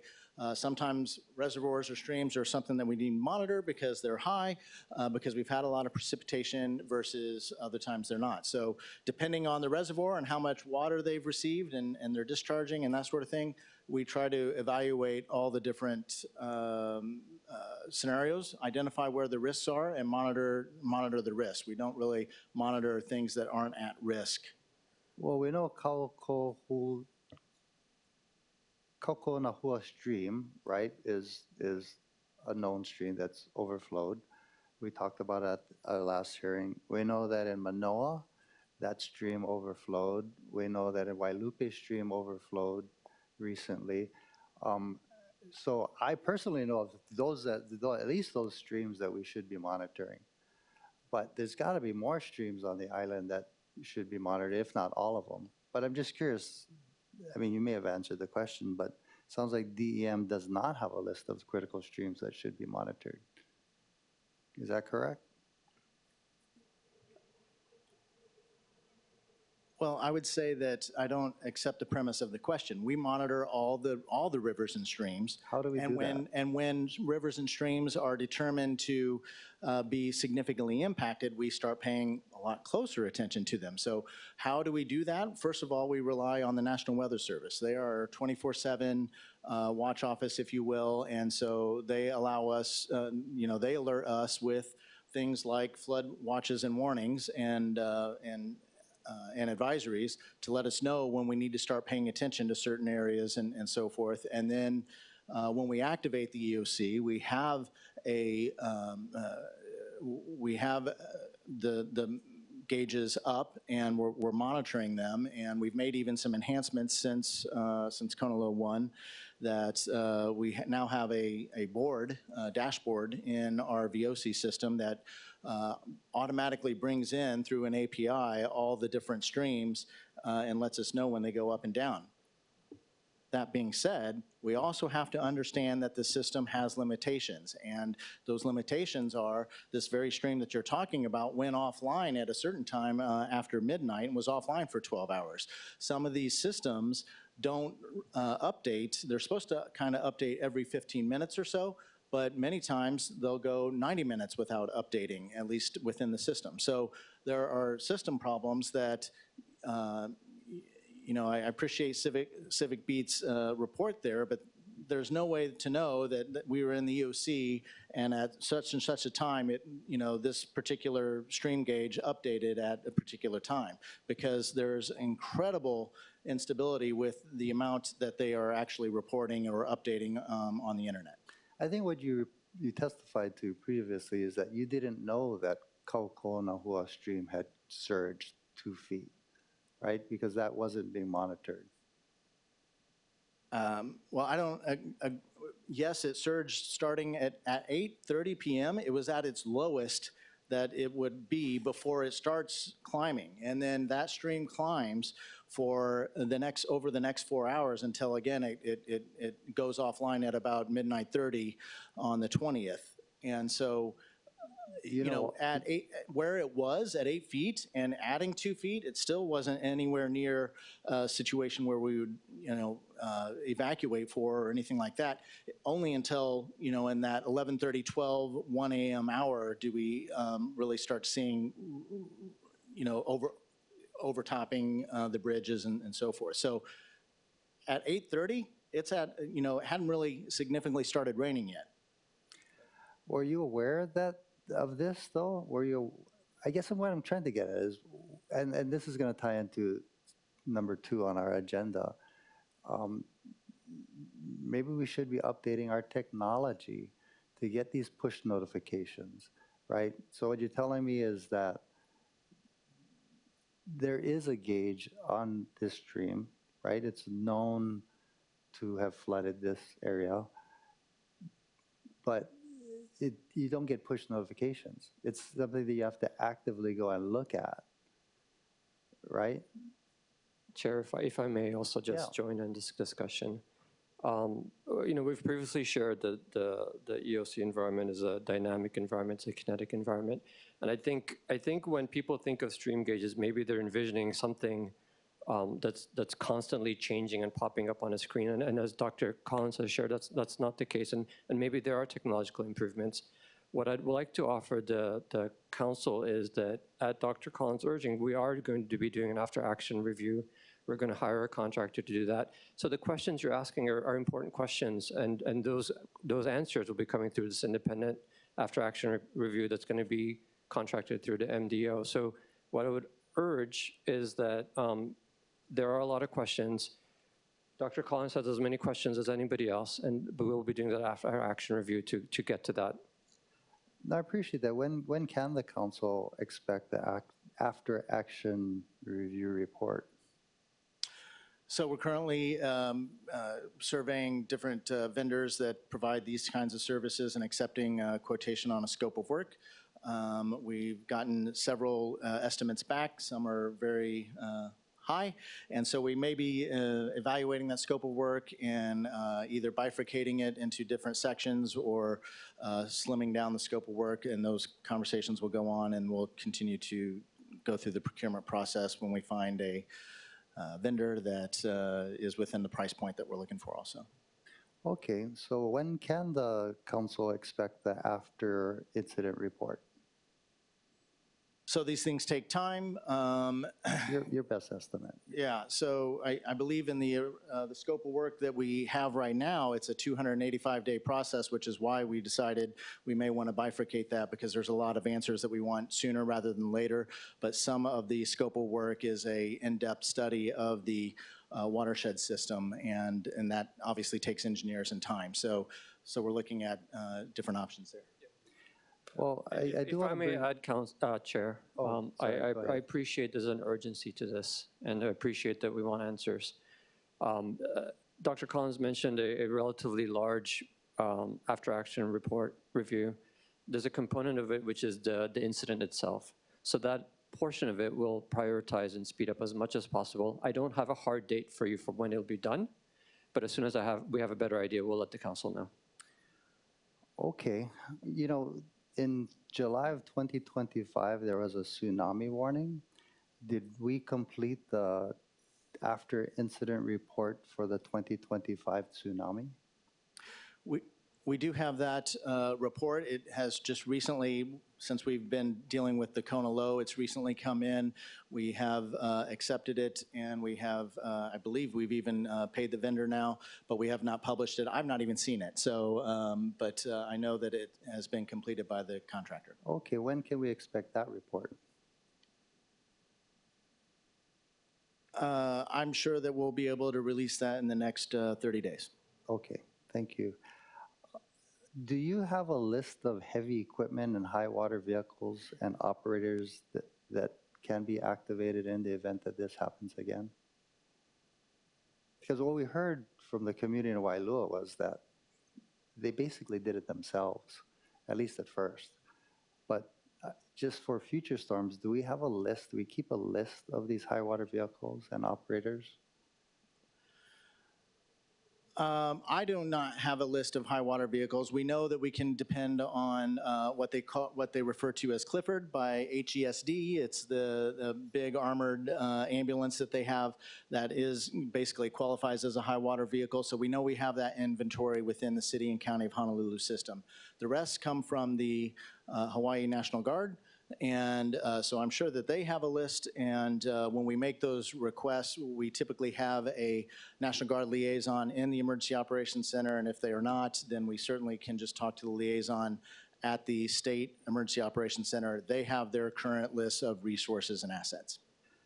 Okay, my understanding is that the only high water vehicle that the city has is HPD, and we have one. But you're saying we do have a list of city vehicles? And can that be provided to us? Yeah, so we have the ESD armored ambulance that is also a high water vehicle. Okay, so two. We have two, and then, but DMV doesn't keep a list of all that high water vehicles on the island? Is that what you're saying? You're relying on other agencies to keep that list? We rely on the other agencies to maintain their resource list, yes. Okay. But as mentioned earlier, the city and county of Honolulu is the #1 agency that's supposed to deal with emergencies, right? But wouldn't it be helpful for us to keep that list as well so that we can call them immediately? Otherwise, what you're saying is you got to call the other agency to contact these vehicles versus you contacting them directly. We wouldn't contact them directly. That's why we have the representatives from those agencies in the Emergency Operations Center. Okay, but in this case, the Emergency Operations Center wasn't open until 11 o'clock, right? So there was no way, and the flooding was starting to happen. So unless you open the EOC, you can't access these high water vehicles as an example. Versus, I mean, that's why I guess it's important to figure out what we could do better, and perhaps having a list of these high water vehicles readily available by you and your department so you can make that call immediately. You get a call from HPD, the OEC is not open yet. You get a call from HPD, it's starting to flood. Okay, what do we need? We need high water vehicles to get in there. Like that way you can call immediately, right? I guess that's what I'm getting at. Okay. This is what I know about resource management and emergency management. Maintaining resource lists in DEM is only as good as the moment that you accept that information. You know, you get a month out, and one of those, two of those, five of those vehicles are in maintenance. They're part of the military. They're deployed. They're just not available. So it's very hard to, we can have resource lists, and that's great. It lets us know where those resources are, but we're still at the, we still go back to the process of when we need those particular vehicles, we're going to be asking the particular agency owners to activate and get those resources there. And, you know, there's a lot more to it than just focusing on where the vehicles are, because it also goes back to how many operators that you have, how many licensed operators, especially in those particular vehicles, and so forth. And so those aren't, and when we talk about the National Guard, those aren't immediate response, 911, they're not going to be there in minutes. Those are more hours kind of thing. You know, I know we were waiting for the after-action report, which is fine. We get an independent review of what the city did. But in your opinion, what did not work as planned during this response? And how can we be better? We're looking at the budget going forward, and we want to be able to shape the budget to help the city do better. So it'd be helpful if you could tell us what we could do better. I appreciate that. There's an infinite number of things that I think we can be doing better, and it's going to take a long time to get there. But that being said, obviously we all know that the forecast was off that day, and we don't know to what extent the radar being offline contributed to that and that sort of thing. We obviously know that I think we need to do alerting earlier. You know, I talked to many of the members of the community and some of the decisions that they had to make, or some of the experience that they had to deal with, and I think alerting earlier, especially in the unknown of weather and so forth, is prudent, and so I think we'll be doing that. I talked about the new dashboard that we have built. And I would say that we learned a lot with use of our incident management teams and the Hawaii National Guard, and their ability to manage not only to do search and rescue with their SURF-P program, on into the infantry and the diversity that they provided in terms of debris management with regards to that. So knowing how we interface with the Guard, and I think has been a huge lesson learned for us. The other thing that we did that I mentioned the other day with the program of the rivers and stream monitoring with the police and the Emergency Management Reserve Corps, submitting those status reports on the streams, visualizing and seeing those particular things. I think we've learned about our messaging a little bit, and addressing the different messages that we put out, and what the wording is on those.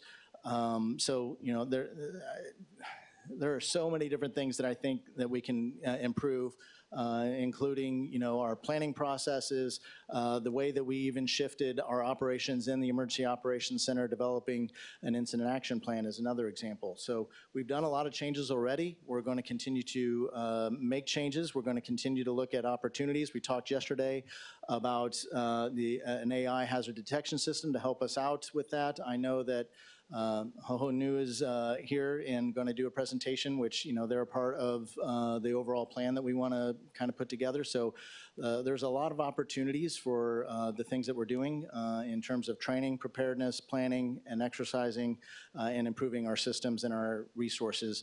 And at the same time, one thing that we've added in, as this is budget season, I think the council already knows we had 8 new positions allocated for DEM that's going to help out. And since KONA 2, we've added in another 6 positions into that. That's going to help DEM broaden our capabilities, provide more resources in the EOC, more staffing available, which will broaden our ability to maintain situational awareness and coordinate. No, thank you for that. And I think there was a huge difference between KONA Low Storm 2 and KONA Low Storm 3, especially opening up the EOC earlier, right, which I think was a huge difference. You did mention this today, and you'd mentioned it, I believe, in Matt Wire's committee, that you actually had police officers out looking at the streams? Yes, sir. Okay. Thank you. Any follow-up questions? Councilmember Okimoto. Thank you, Chair. Aloha. Good morning, Director Collins. Most of my questions, I think, are going to have to be answered in the report that we're waiting for. So thank you, Deputy Director, as well as you, Director Collins. I think one of the things that I'm going to input in there also, because you mentioned that in the event where the storm gauge failed, or it was some kind of lapse of information in getting you the information to get to the community adequately. I think one of the things I want to find is what is the process, and if something fails and you're not aware of what's going on, and I'm guessing again this will come in the report that we're waiting for, but you can answer that if you want to opine on that now. The only other thing I was going to mention in the slides that you have. Thank you again. I agree with Councilmember Kiana. It was very helpful to have the information in the format that it was provided to us. But I just want to verify one thing. It's Manini, but you did have on one slide where you have the FEMA reimbursements. Just to clarify, the declaration summary, where you have 75% FEMA and then 25% state. I'm thinking you meant city. On a subsequent page, you had city. Just so we're clear, that it's the city that's going to cover the 25%, not the state. And whoever did your slides, they did a great job. I just want to be sure that I understand.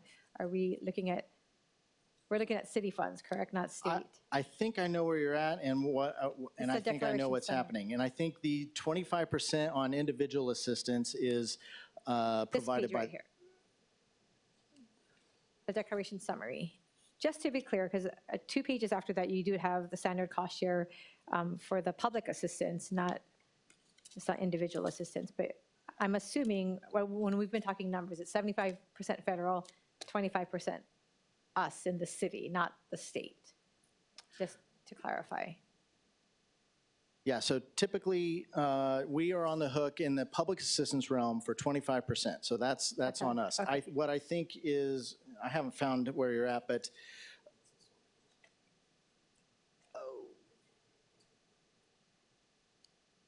okay, yes, that should be local. Okay, just to clarify, because on the 2 pages after, it did say that, so I just wanted to be sure I understood. And I also, like Chair Waters, will wait. I think a lot of the questions that he asked are questions that I've posed in previous hearings, and we would like to see the results of this after briefing or after storm briefing as soon as possible. But thank you. Absolutely, and it's helpful to know what you're interested in seeing as well. I don't know, those systems are not maintained by us. Those are federal storm gauge systems, and but we'll certainly be asking, kind of where the vulnerabilities are. And I know a little bit about how the information gets transmitted, and so sometimes there's satellite delay and different things. So. Yeah, because in the event that happens again, I don't think it's okay for us to just say we just didn't know because the system failed. We have to have a better plan B to that. 100%, Councilman. Thank you. Thank you, Chair. Thank you. And thank you, Director. Your presentation today was really, really helpful. And clearly you did a lot of work on this, and that's very much appreciated. May I just ask that you stick around for item number 2? Because the presentation, interesting, I met these gentlemen literally years ago after the Wailupe stream. And after this happened, they happened to contact me. So the information that they presented to me in my office, I thought would be wonderful for the community to see. And in fact, sounds like you're already familiar with these guys, but what they're able to provide to the city and state, I think is pretty fantastic. So if you can stick around for that, that'd be great. I had planned to, and support it 100%. Awesome, thank you. I didn't call on remote testifiers, so I'd like to do that at this time. Madam Clerk, do we have any remote testifiers on item number 1? There are none. Pardon? There are none. Okay, thank you so much. Turning to item number 2, a briefing by HOHONU on flood detection, monitoring, and technology. Aloha. Dr. Brian Glazer, CEO of HOHONU. Thank you so much for being here. Proceed when you're ready. You have to push the button on the bottom or illuminate. Okay, thank you, Council Chair Waters and council members for inviting us today. I'm Brian Glazer. I was born in Pittsburgh. I lived up and down the east coast of the continent, but I've been here in Hawaii for the last 22 years. I'm an oceanography professor at UH Manoa in SOEST.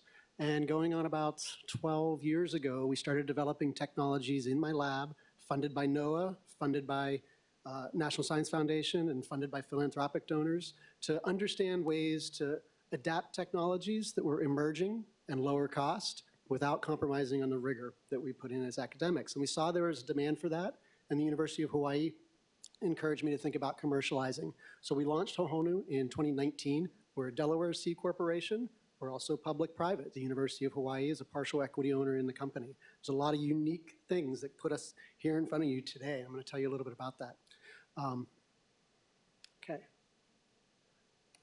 So I want to go just very briefly through some of the background, a little bit of how and why we do what we do, where we're deployed, and how we're helping in 17 states across the U.S., including, and we're also deployed here in Hawaii. I'm going to give you specific case studies, a little bit of insight into how we're working with the City of Boston Emergency Management, tidal flooding, episodic flooding, and rain, as well as Lee County in Florida. We deployed about a dozen gauges right before they were hit with back-to-back Category 4 and Category 3 hurricanes Helene and Milton, and we've been working closely with them since. And then finally, I'll inform you a little bit about what our thoughts are when we were watching the Kona low come through. Oops. So this is not my paper, this is not my publication, but I think it resonates and it articulates very well what we've seen. We launched in 2019, we did what was natural for us as academics, and we went out after some federal awards, and we've grown word of mouth now to operate in over 200 locations in 18 states. The title of this paper is Unintended Consequences of Using Maps to Communicate Sea Level Rise.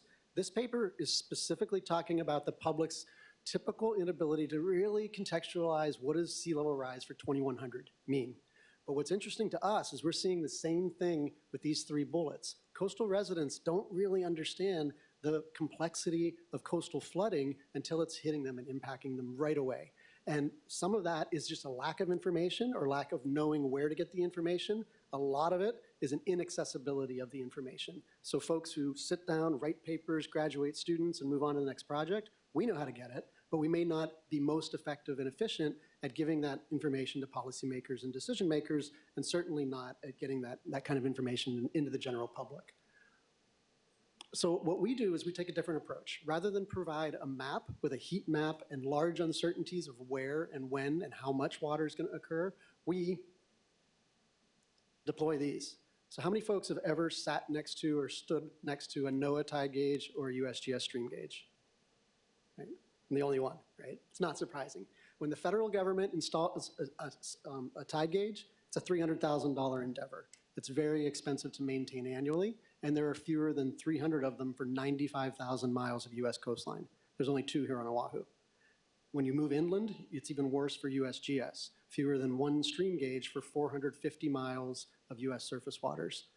They're expensive, they're rigorous, and there's a reason for that, but it's not keeping up with the urgency and the more frequent and more intense flooding events that we're seeing. So our approach was to make very rigorous sensors that mount above and look down at a surface, measure every second, and then upload 1-minute averages through the cloud to a website, to an API, and to a cell phone.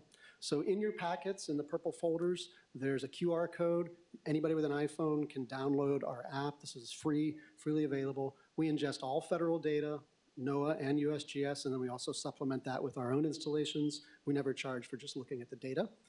There's also 2 different handouts. One is our synopsis on the Kona lows, and then all of the handouts that I'm going to show you here today. I tried to keep them very visual and not too text dense.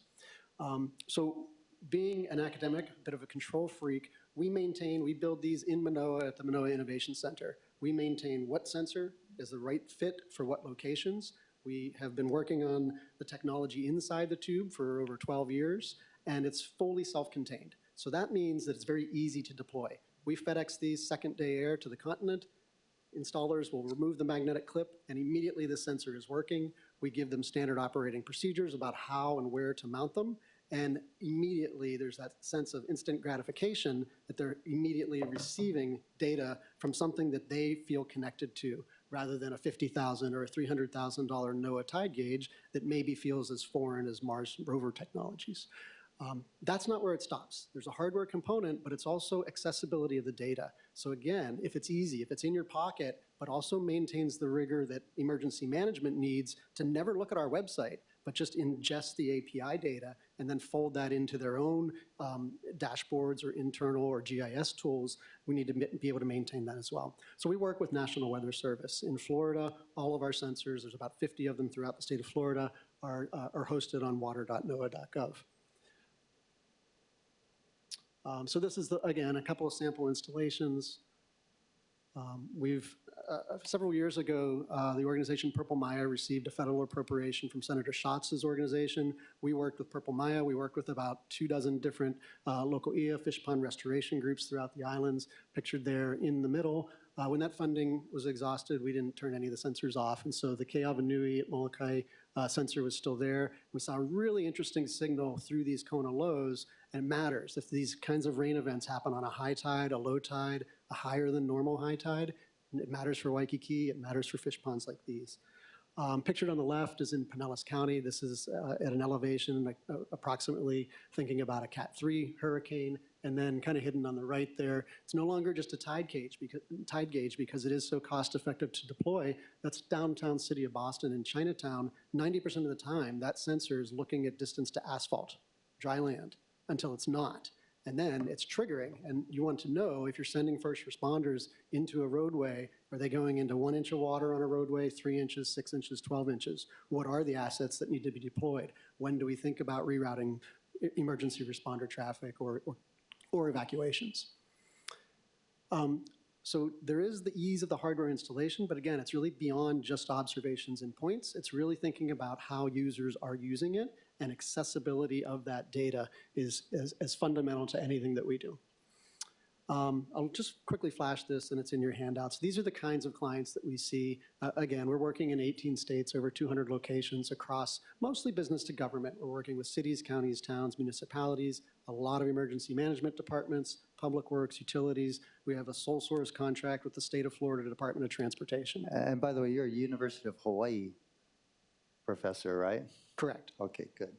Now, if you could skip, because we're about to lose some council members, could you skip to what is actually accessible by phone or your computer? Because what was said was that, well, what we learned from the past that, you know, we're not always monitoring the current sensors. So how many current sensors are there? And what I want the members to know, and the members of the public and DEM to know, that you can actually access by your phone with your technology not only the sensors that are already there that the federal government has, but if we put them, and then you can set it to have push notifications that, hey, there's an immediate rise of 2 feet, 3 feet, 4 feet, whatever you set it to, that can be pushed to your phone just like a text message or some other thing. Can you just talk about that before we lose any other members? It's exactly that easy. So on the back end, on the API, emergency management is able to ingest 4 triggers. And what you're looking at on the screen here is a direct hit from a tornado during a hurricane where our sensor is monitoring what that peak and storm surge are. And the yellow and orange lines, these horizontal lines on the screen, are those trigger set points. So we can determine what those trigger set points are, or if you know them, tell them to us. Not only can we ingest that and send that out as a push notification to the agencies, the public can hop on our dashboard. This is a screenshot of our dashboard. They can put in their text message, they can put in their cell phone number and receive a text message alert, not only for something like king tide events when we're predicting thresholds will be crossed, but also for events when that water level is actually crossed. And so I'll skip ahead here to think a little bit. Raining events, again, the sensor doesn't care if it's saltwater or freshwater or roadways. This was Charleston after Hurricane Erin came through. They thought they were in the clear. They didn't have storm surge damage, but they had 18 inches of rain in 12 hours or something. And so each of those peaks, and again, this is a snapshot from our dashboard, are actually showing 2 feet of water on a roadway. Can you show the map of Honolulu that shows the, there you go, that shows the current sensors that are out there? Exactly. So there's about 38 USGS stream gauges and 2 NOAA tide gauges on Oahu. This is a screenshot from water.noaa.gov, hosted by National Weather Service. How many of us were clicking and looking at this? And it's very difficult to navigate on mobile, for sure. It's right. They do a great job with the resources they have available. It's just kind of outside of the purview. So what we did was we took a look at post-storm assessment There were over 150 different public flood events reported. Greater than 60% of those reported floods were over a mile from the nearest gauge. 2 miles was the average. And so we just are lacking the granularity.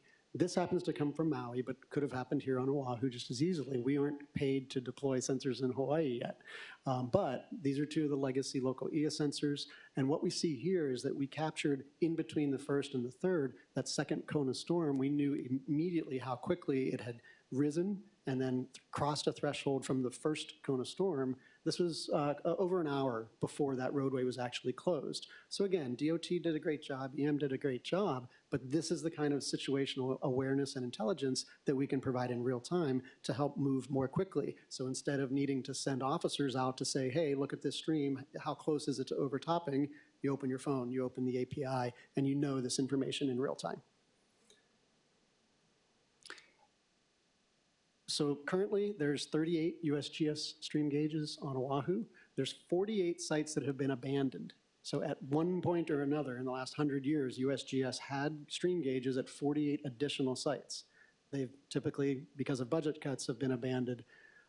There's also kind of highlighted on this are regions of historical sparse coverage, which again, I'd love nothing more than to sit down with Randy and his team, to sit down with Ed and his team and ask and learn where were the hot spots, where do you think a lack of coverage really impeded quick decision-making, intelligent decision-making. That's what we're poised to really step up and help with.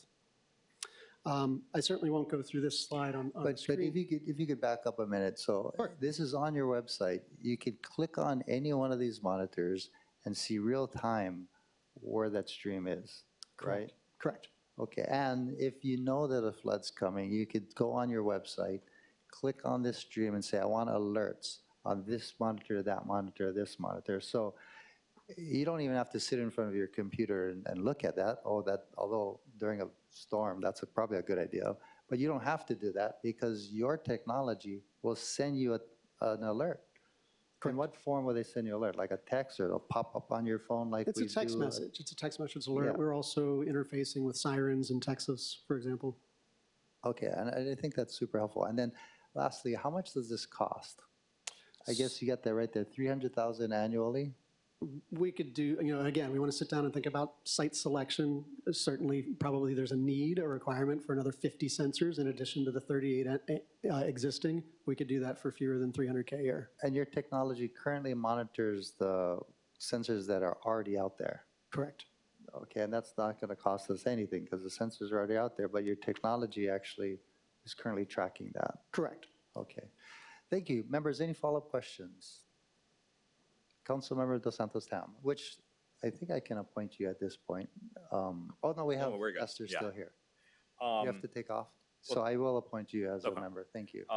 Thank you, Chair.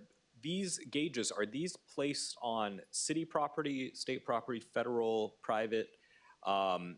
We learned yesterday how many streams around the island are under city jurisdiction. Tell us about how you select these sites. Yeah, as you know, I select them kind of from the standpoint of an experimental design. I look at Manoa and what happened during the KONA storm. Our engineer lost his car at the Manoa Innovation Center. There's one of those very highly functioning, expensive USGS stream gauges right at the bridge. It happened again 20 years ago when we lost the library and biomed building on Manoa. It's going to happen more frequently and more intensely, even if there's a stream gauge right there. What we need is a better granularity upstream and downstream to think about the tributaries that are not being viewed. It helps eventually thinking about debris clearance. If you don't have to send someone to go say, okay, there is no debris, water's flowing freely from this tributary, whereas we are seeing a faster backup through time up at Lion Arboretum, for example. But in terms of just placing them on city property, state property, is it easier just to go with the private sector and find property owners and call it a day? Excuse me. You certainly can. We have not received any resistance going through public works or emergency management, cities, counties, towns, states, bridges. They handle the permitting. Again, because it's very unobtrusive. It's small. Great. Thank you. Councilmember Kiana, any follow-up questions? No? Thank you so much. Thank you. I do believe we have one more testifier. Tara Gregory. Aloha again. Aloha. Oh, you can hear me. Perfect. Thank you for that report. I actually have a background in child development, neuroscience, and psychology, so this is not my thing. But I will tell you, something that we did put together as a LAHUI was something called malamamap.org. I'm not sure what the response time is from what you're speaking of here, but because it's an app on a phone, people know right away if there's an emergency. I'd love to upload that for you to see, because you were just asking a question about does something pop up on your phone? And there is something that can pop up on the phone. I don't know about exactly what automobiles could be dispersed, but I will tell you, we needed a lot of sump pumps, bulldozers, and trailers. There were kupuna being saved by bulldozer during the KONA storms. So while $300,000 is probably going to be very effective in the future, immediately these are the things that are needed on the ground.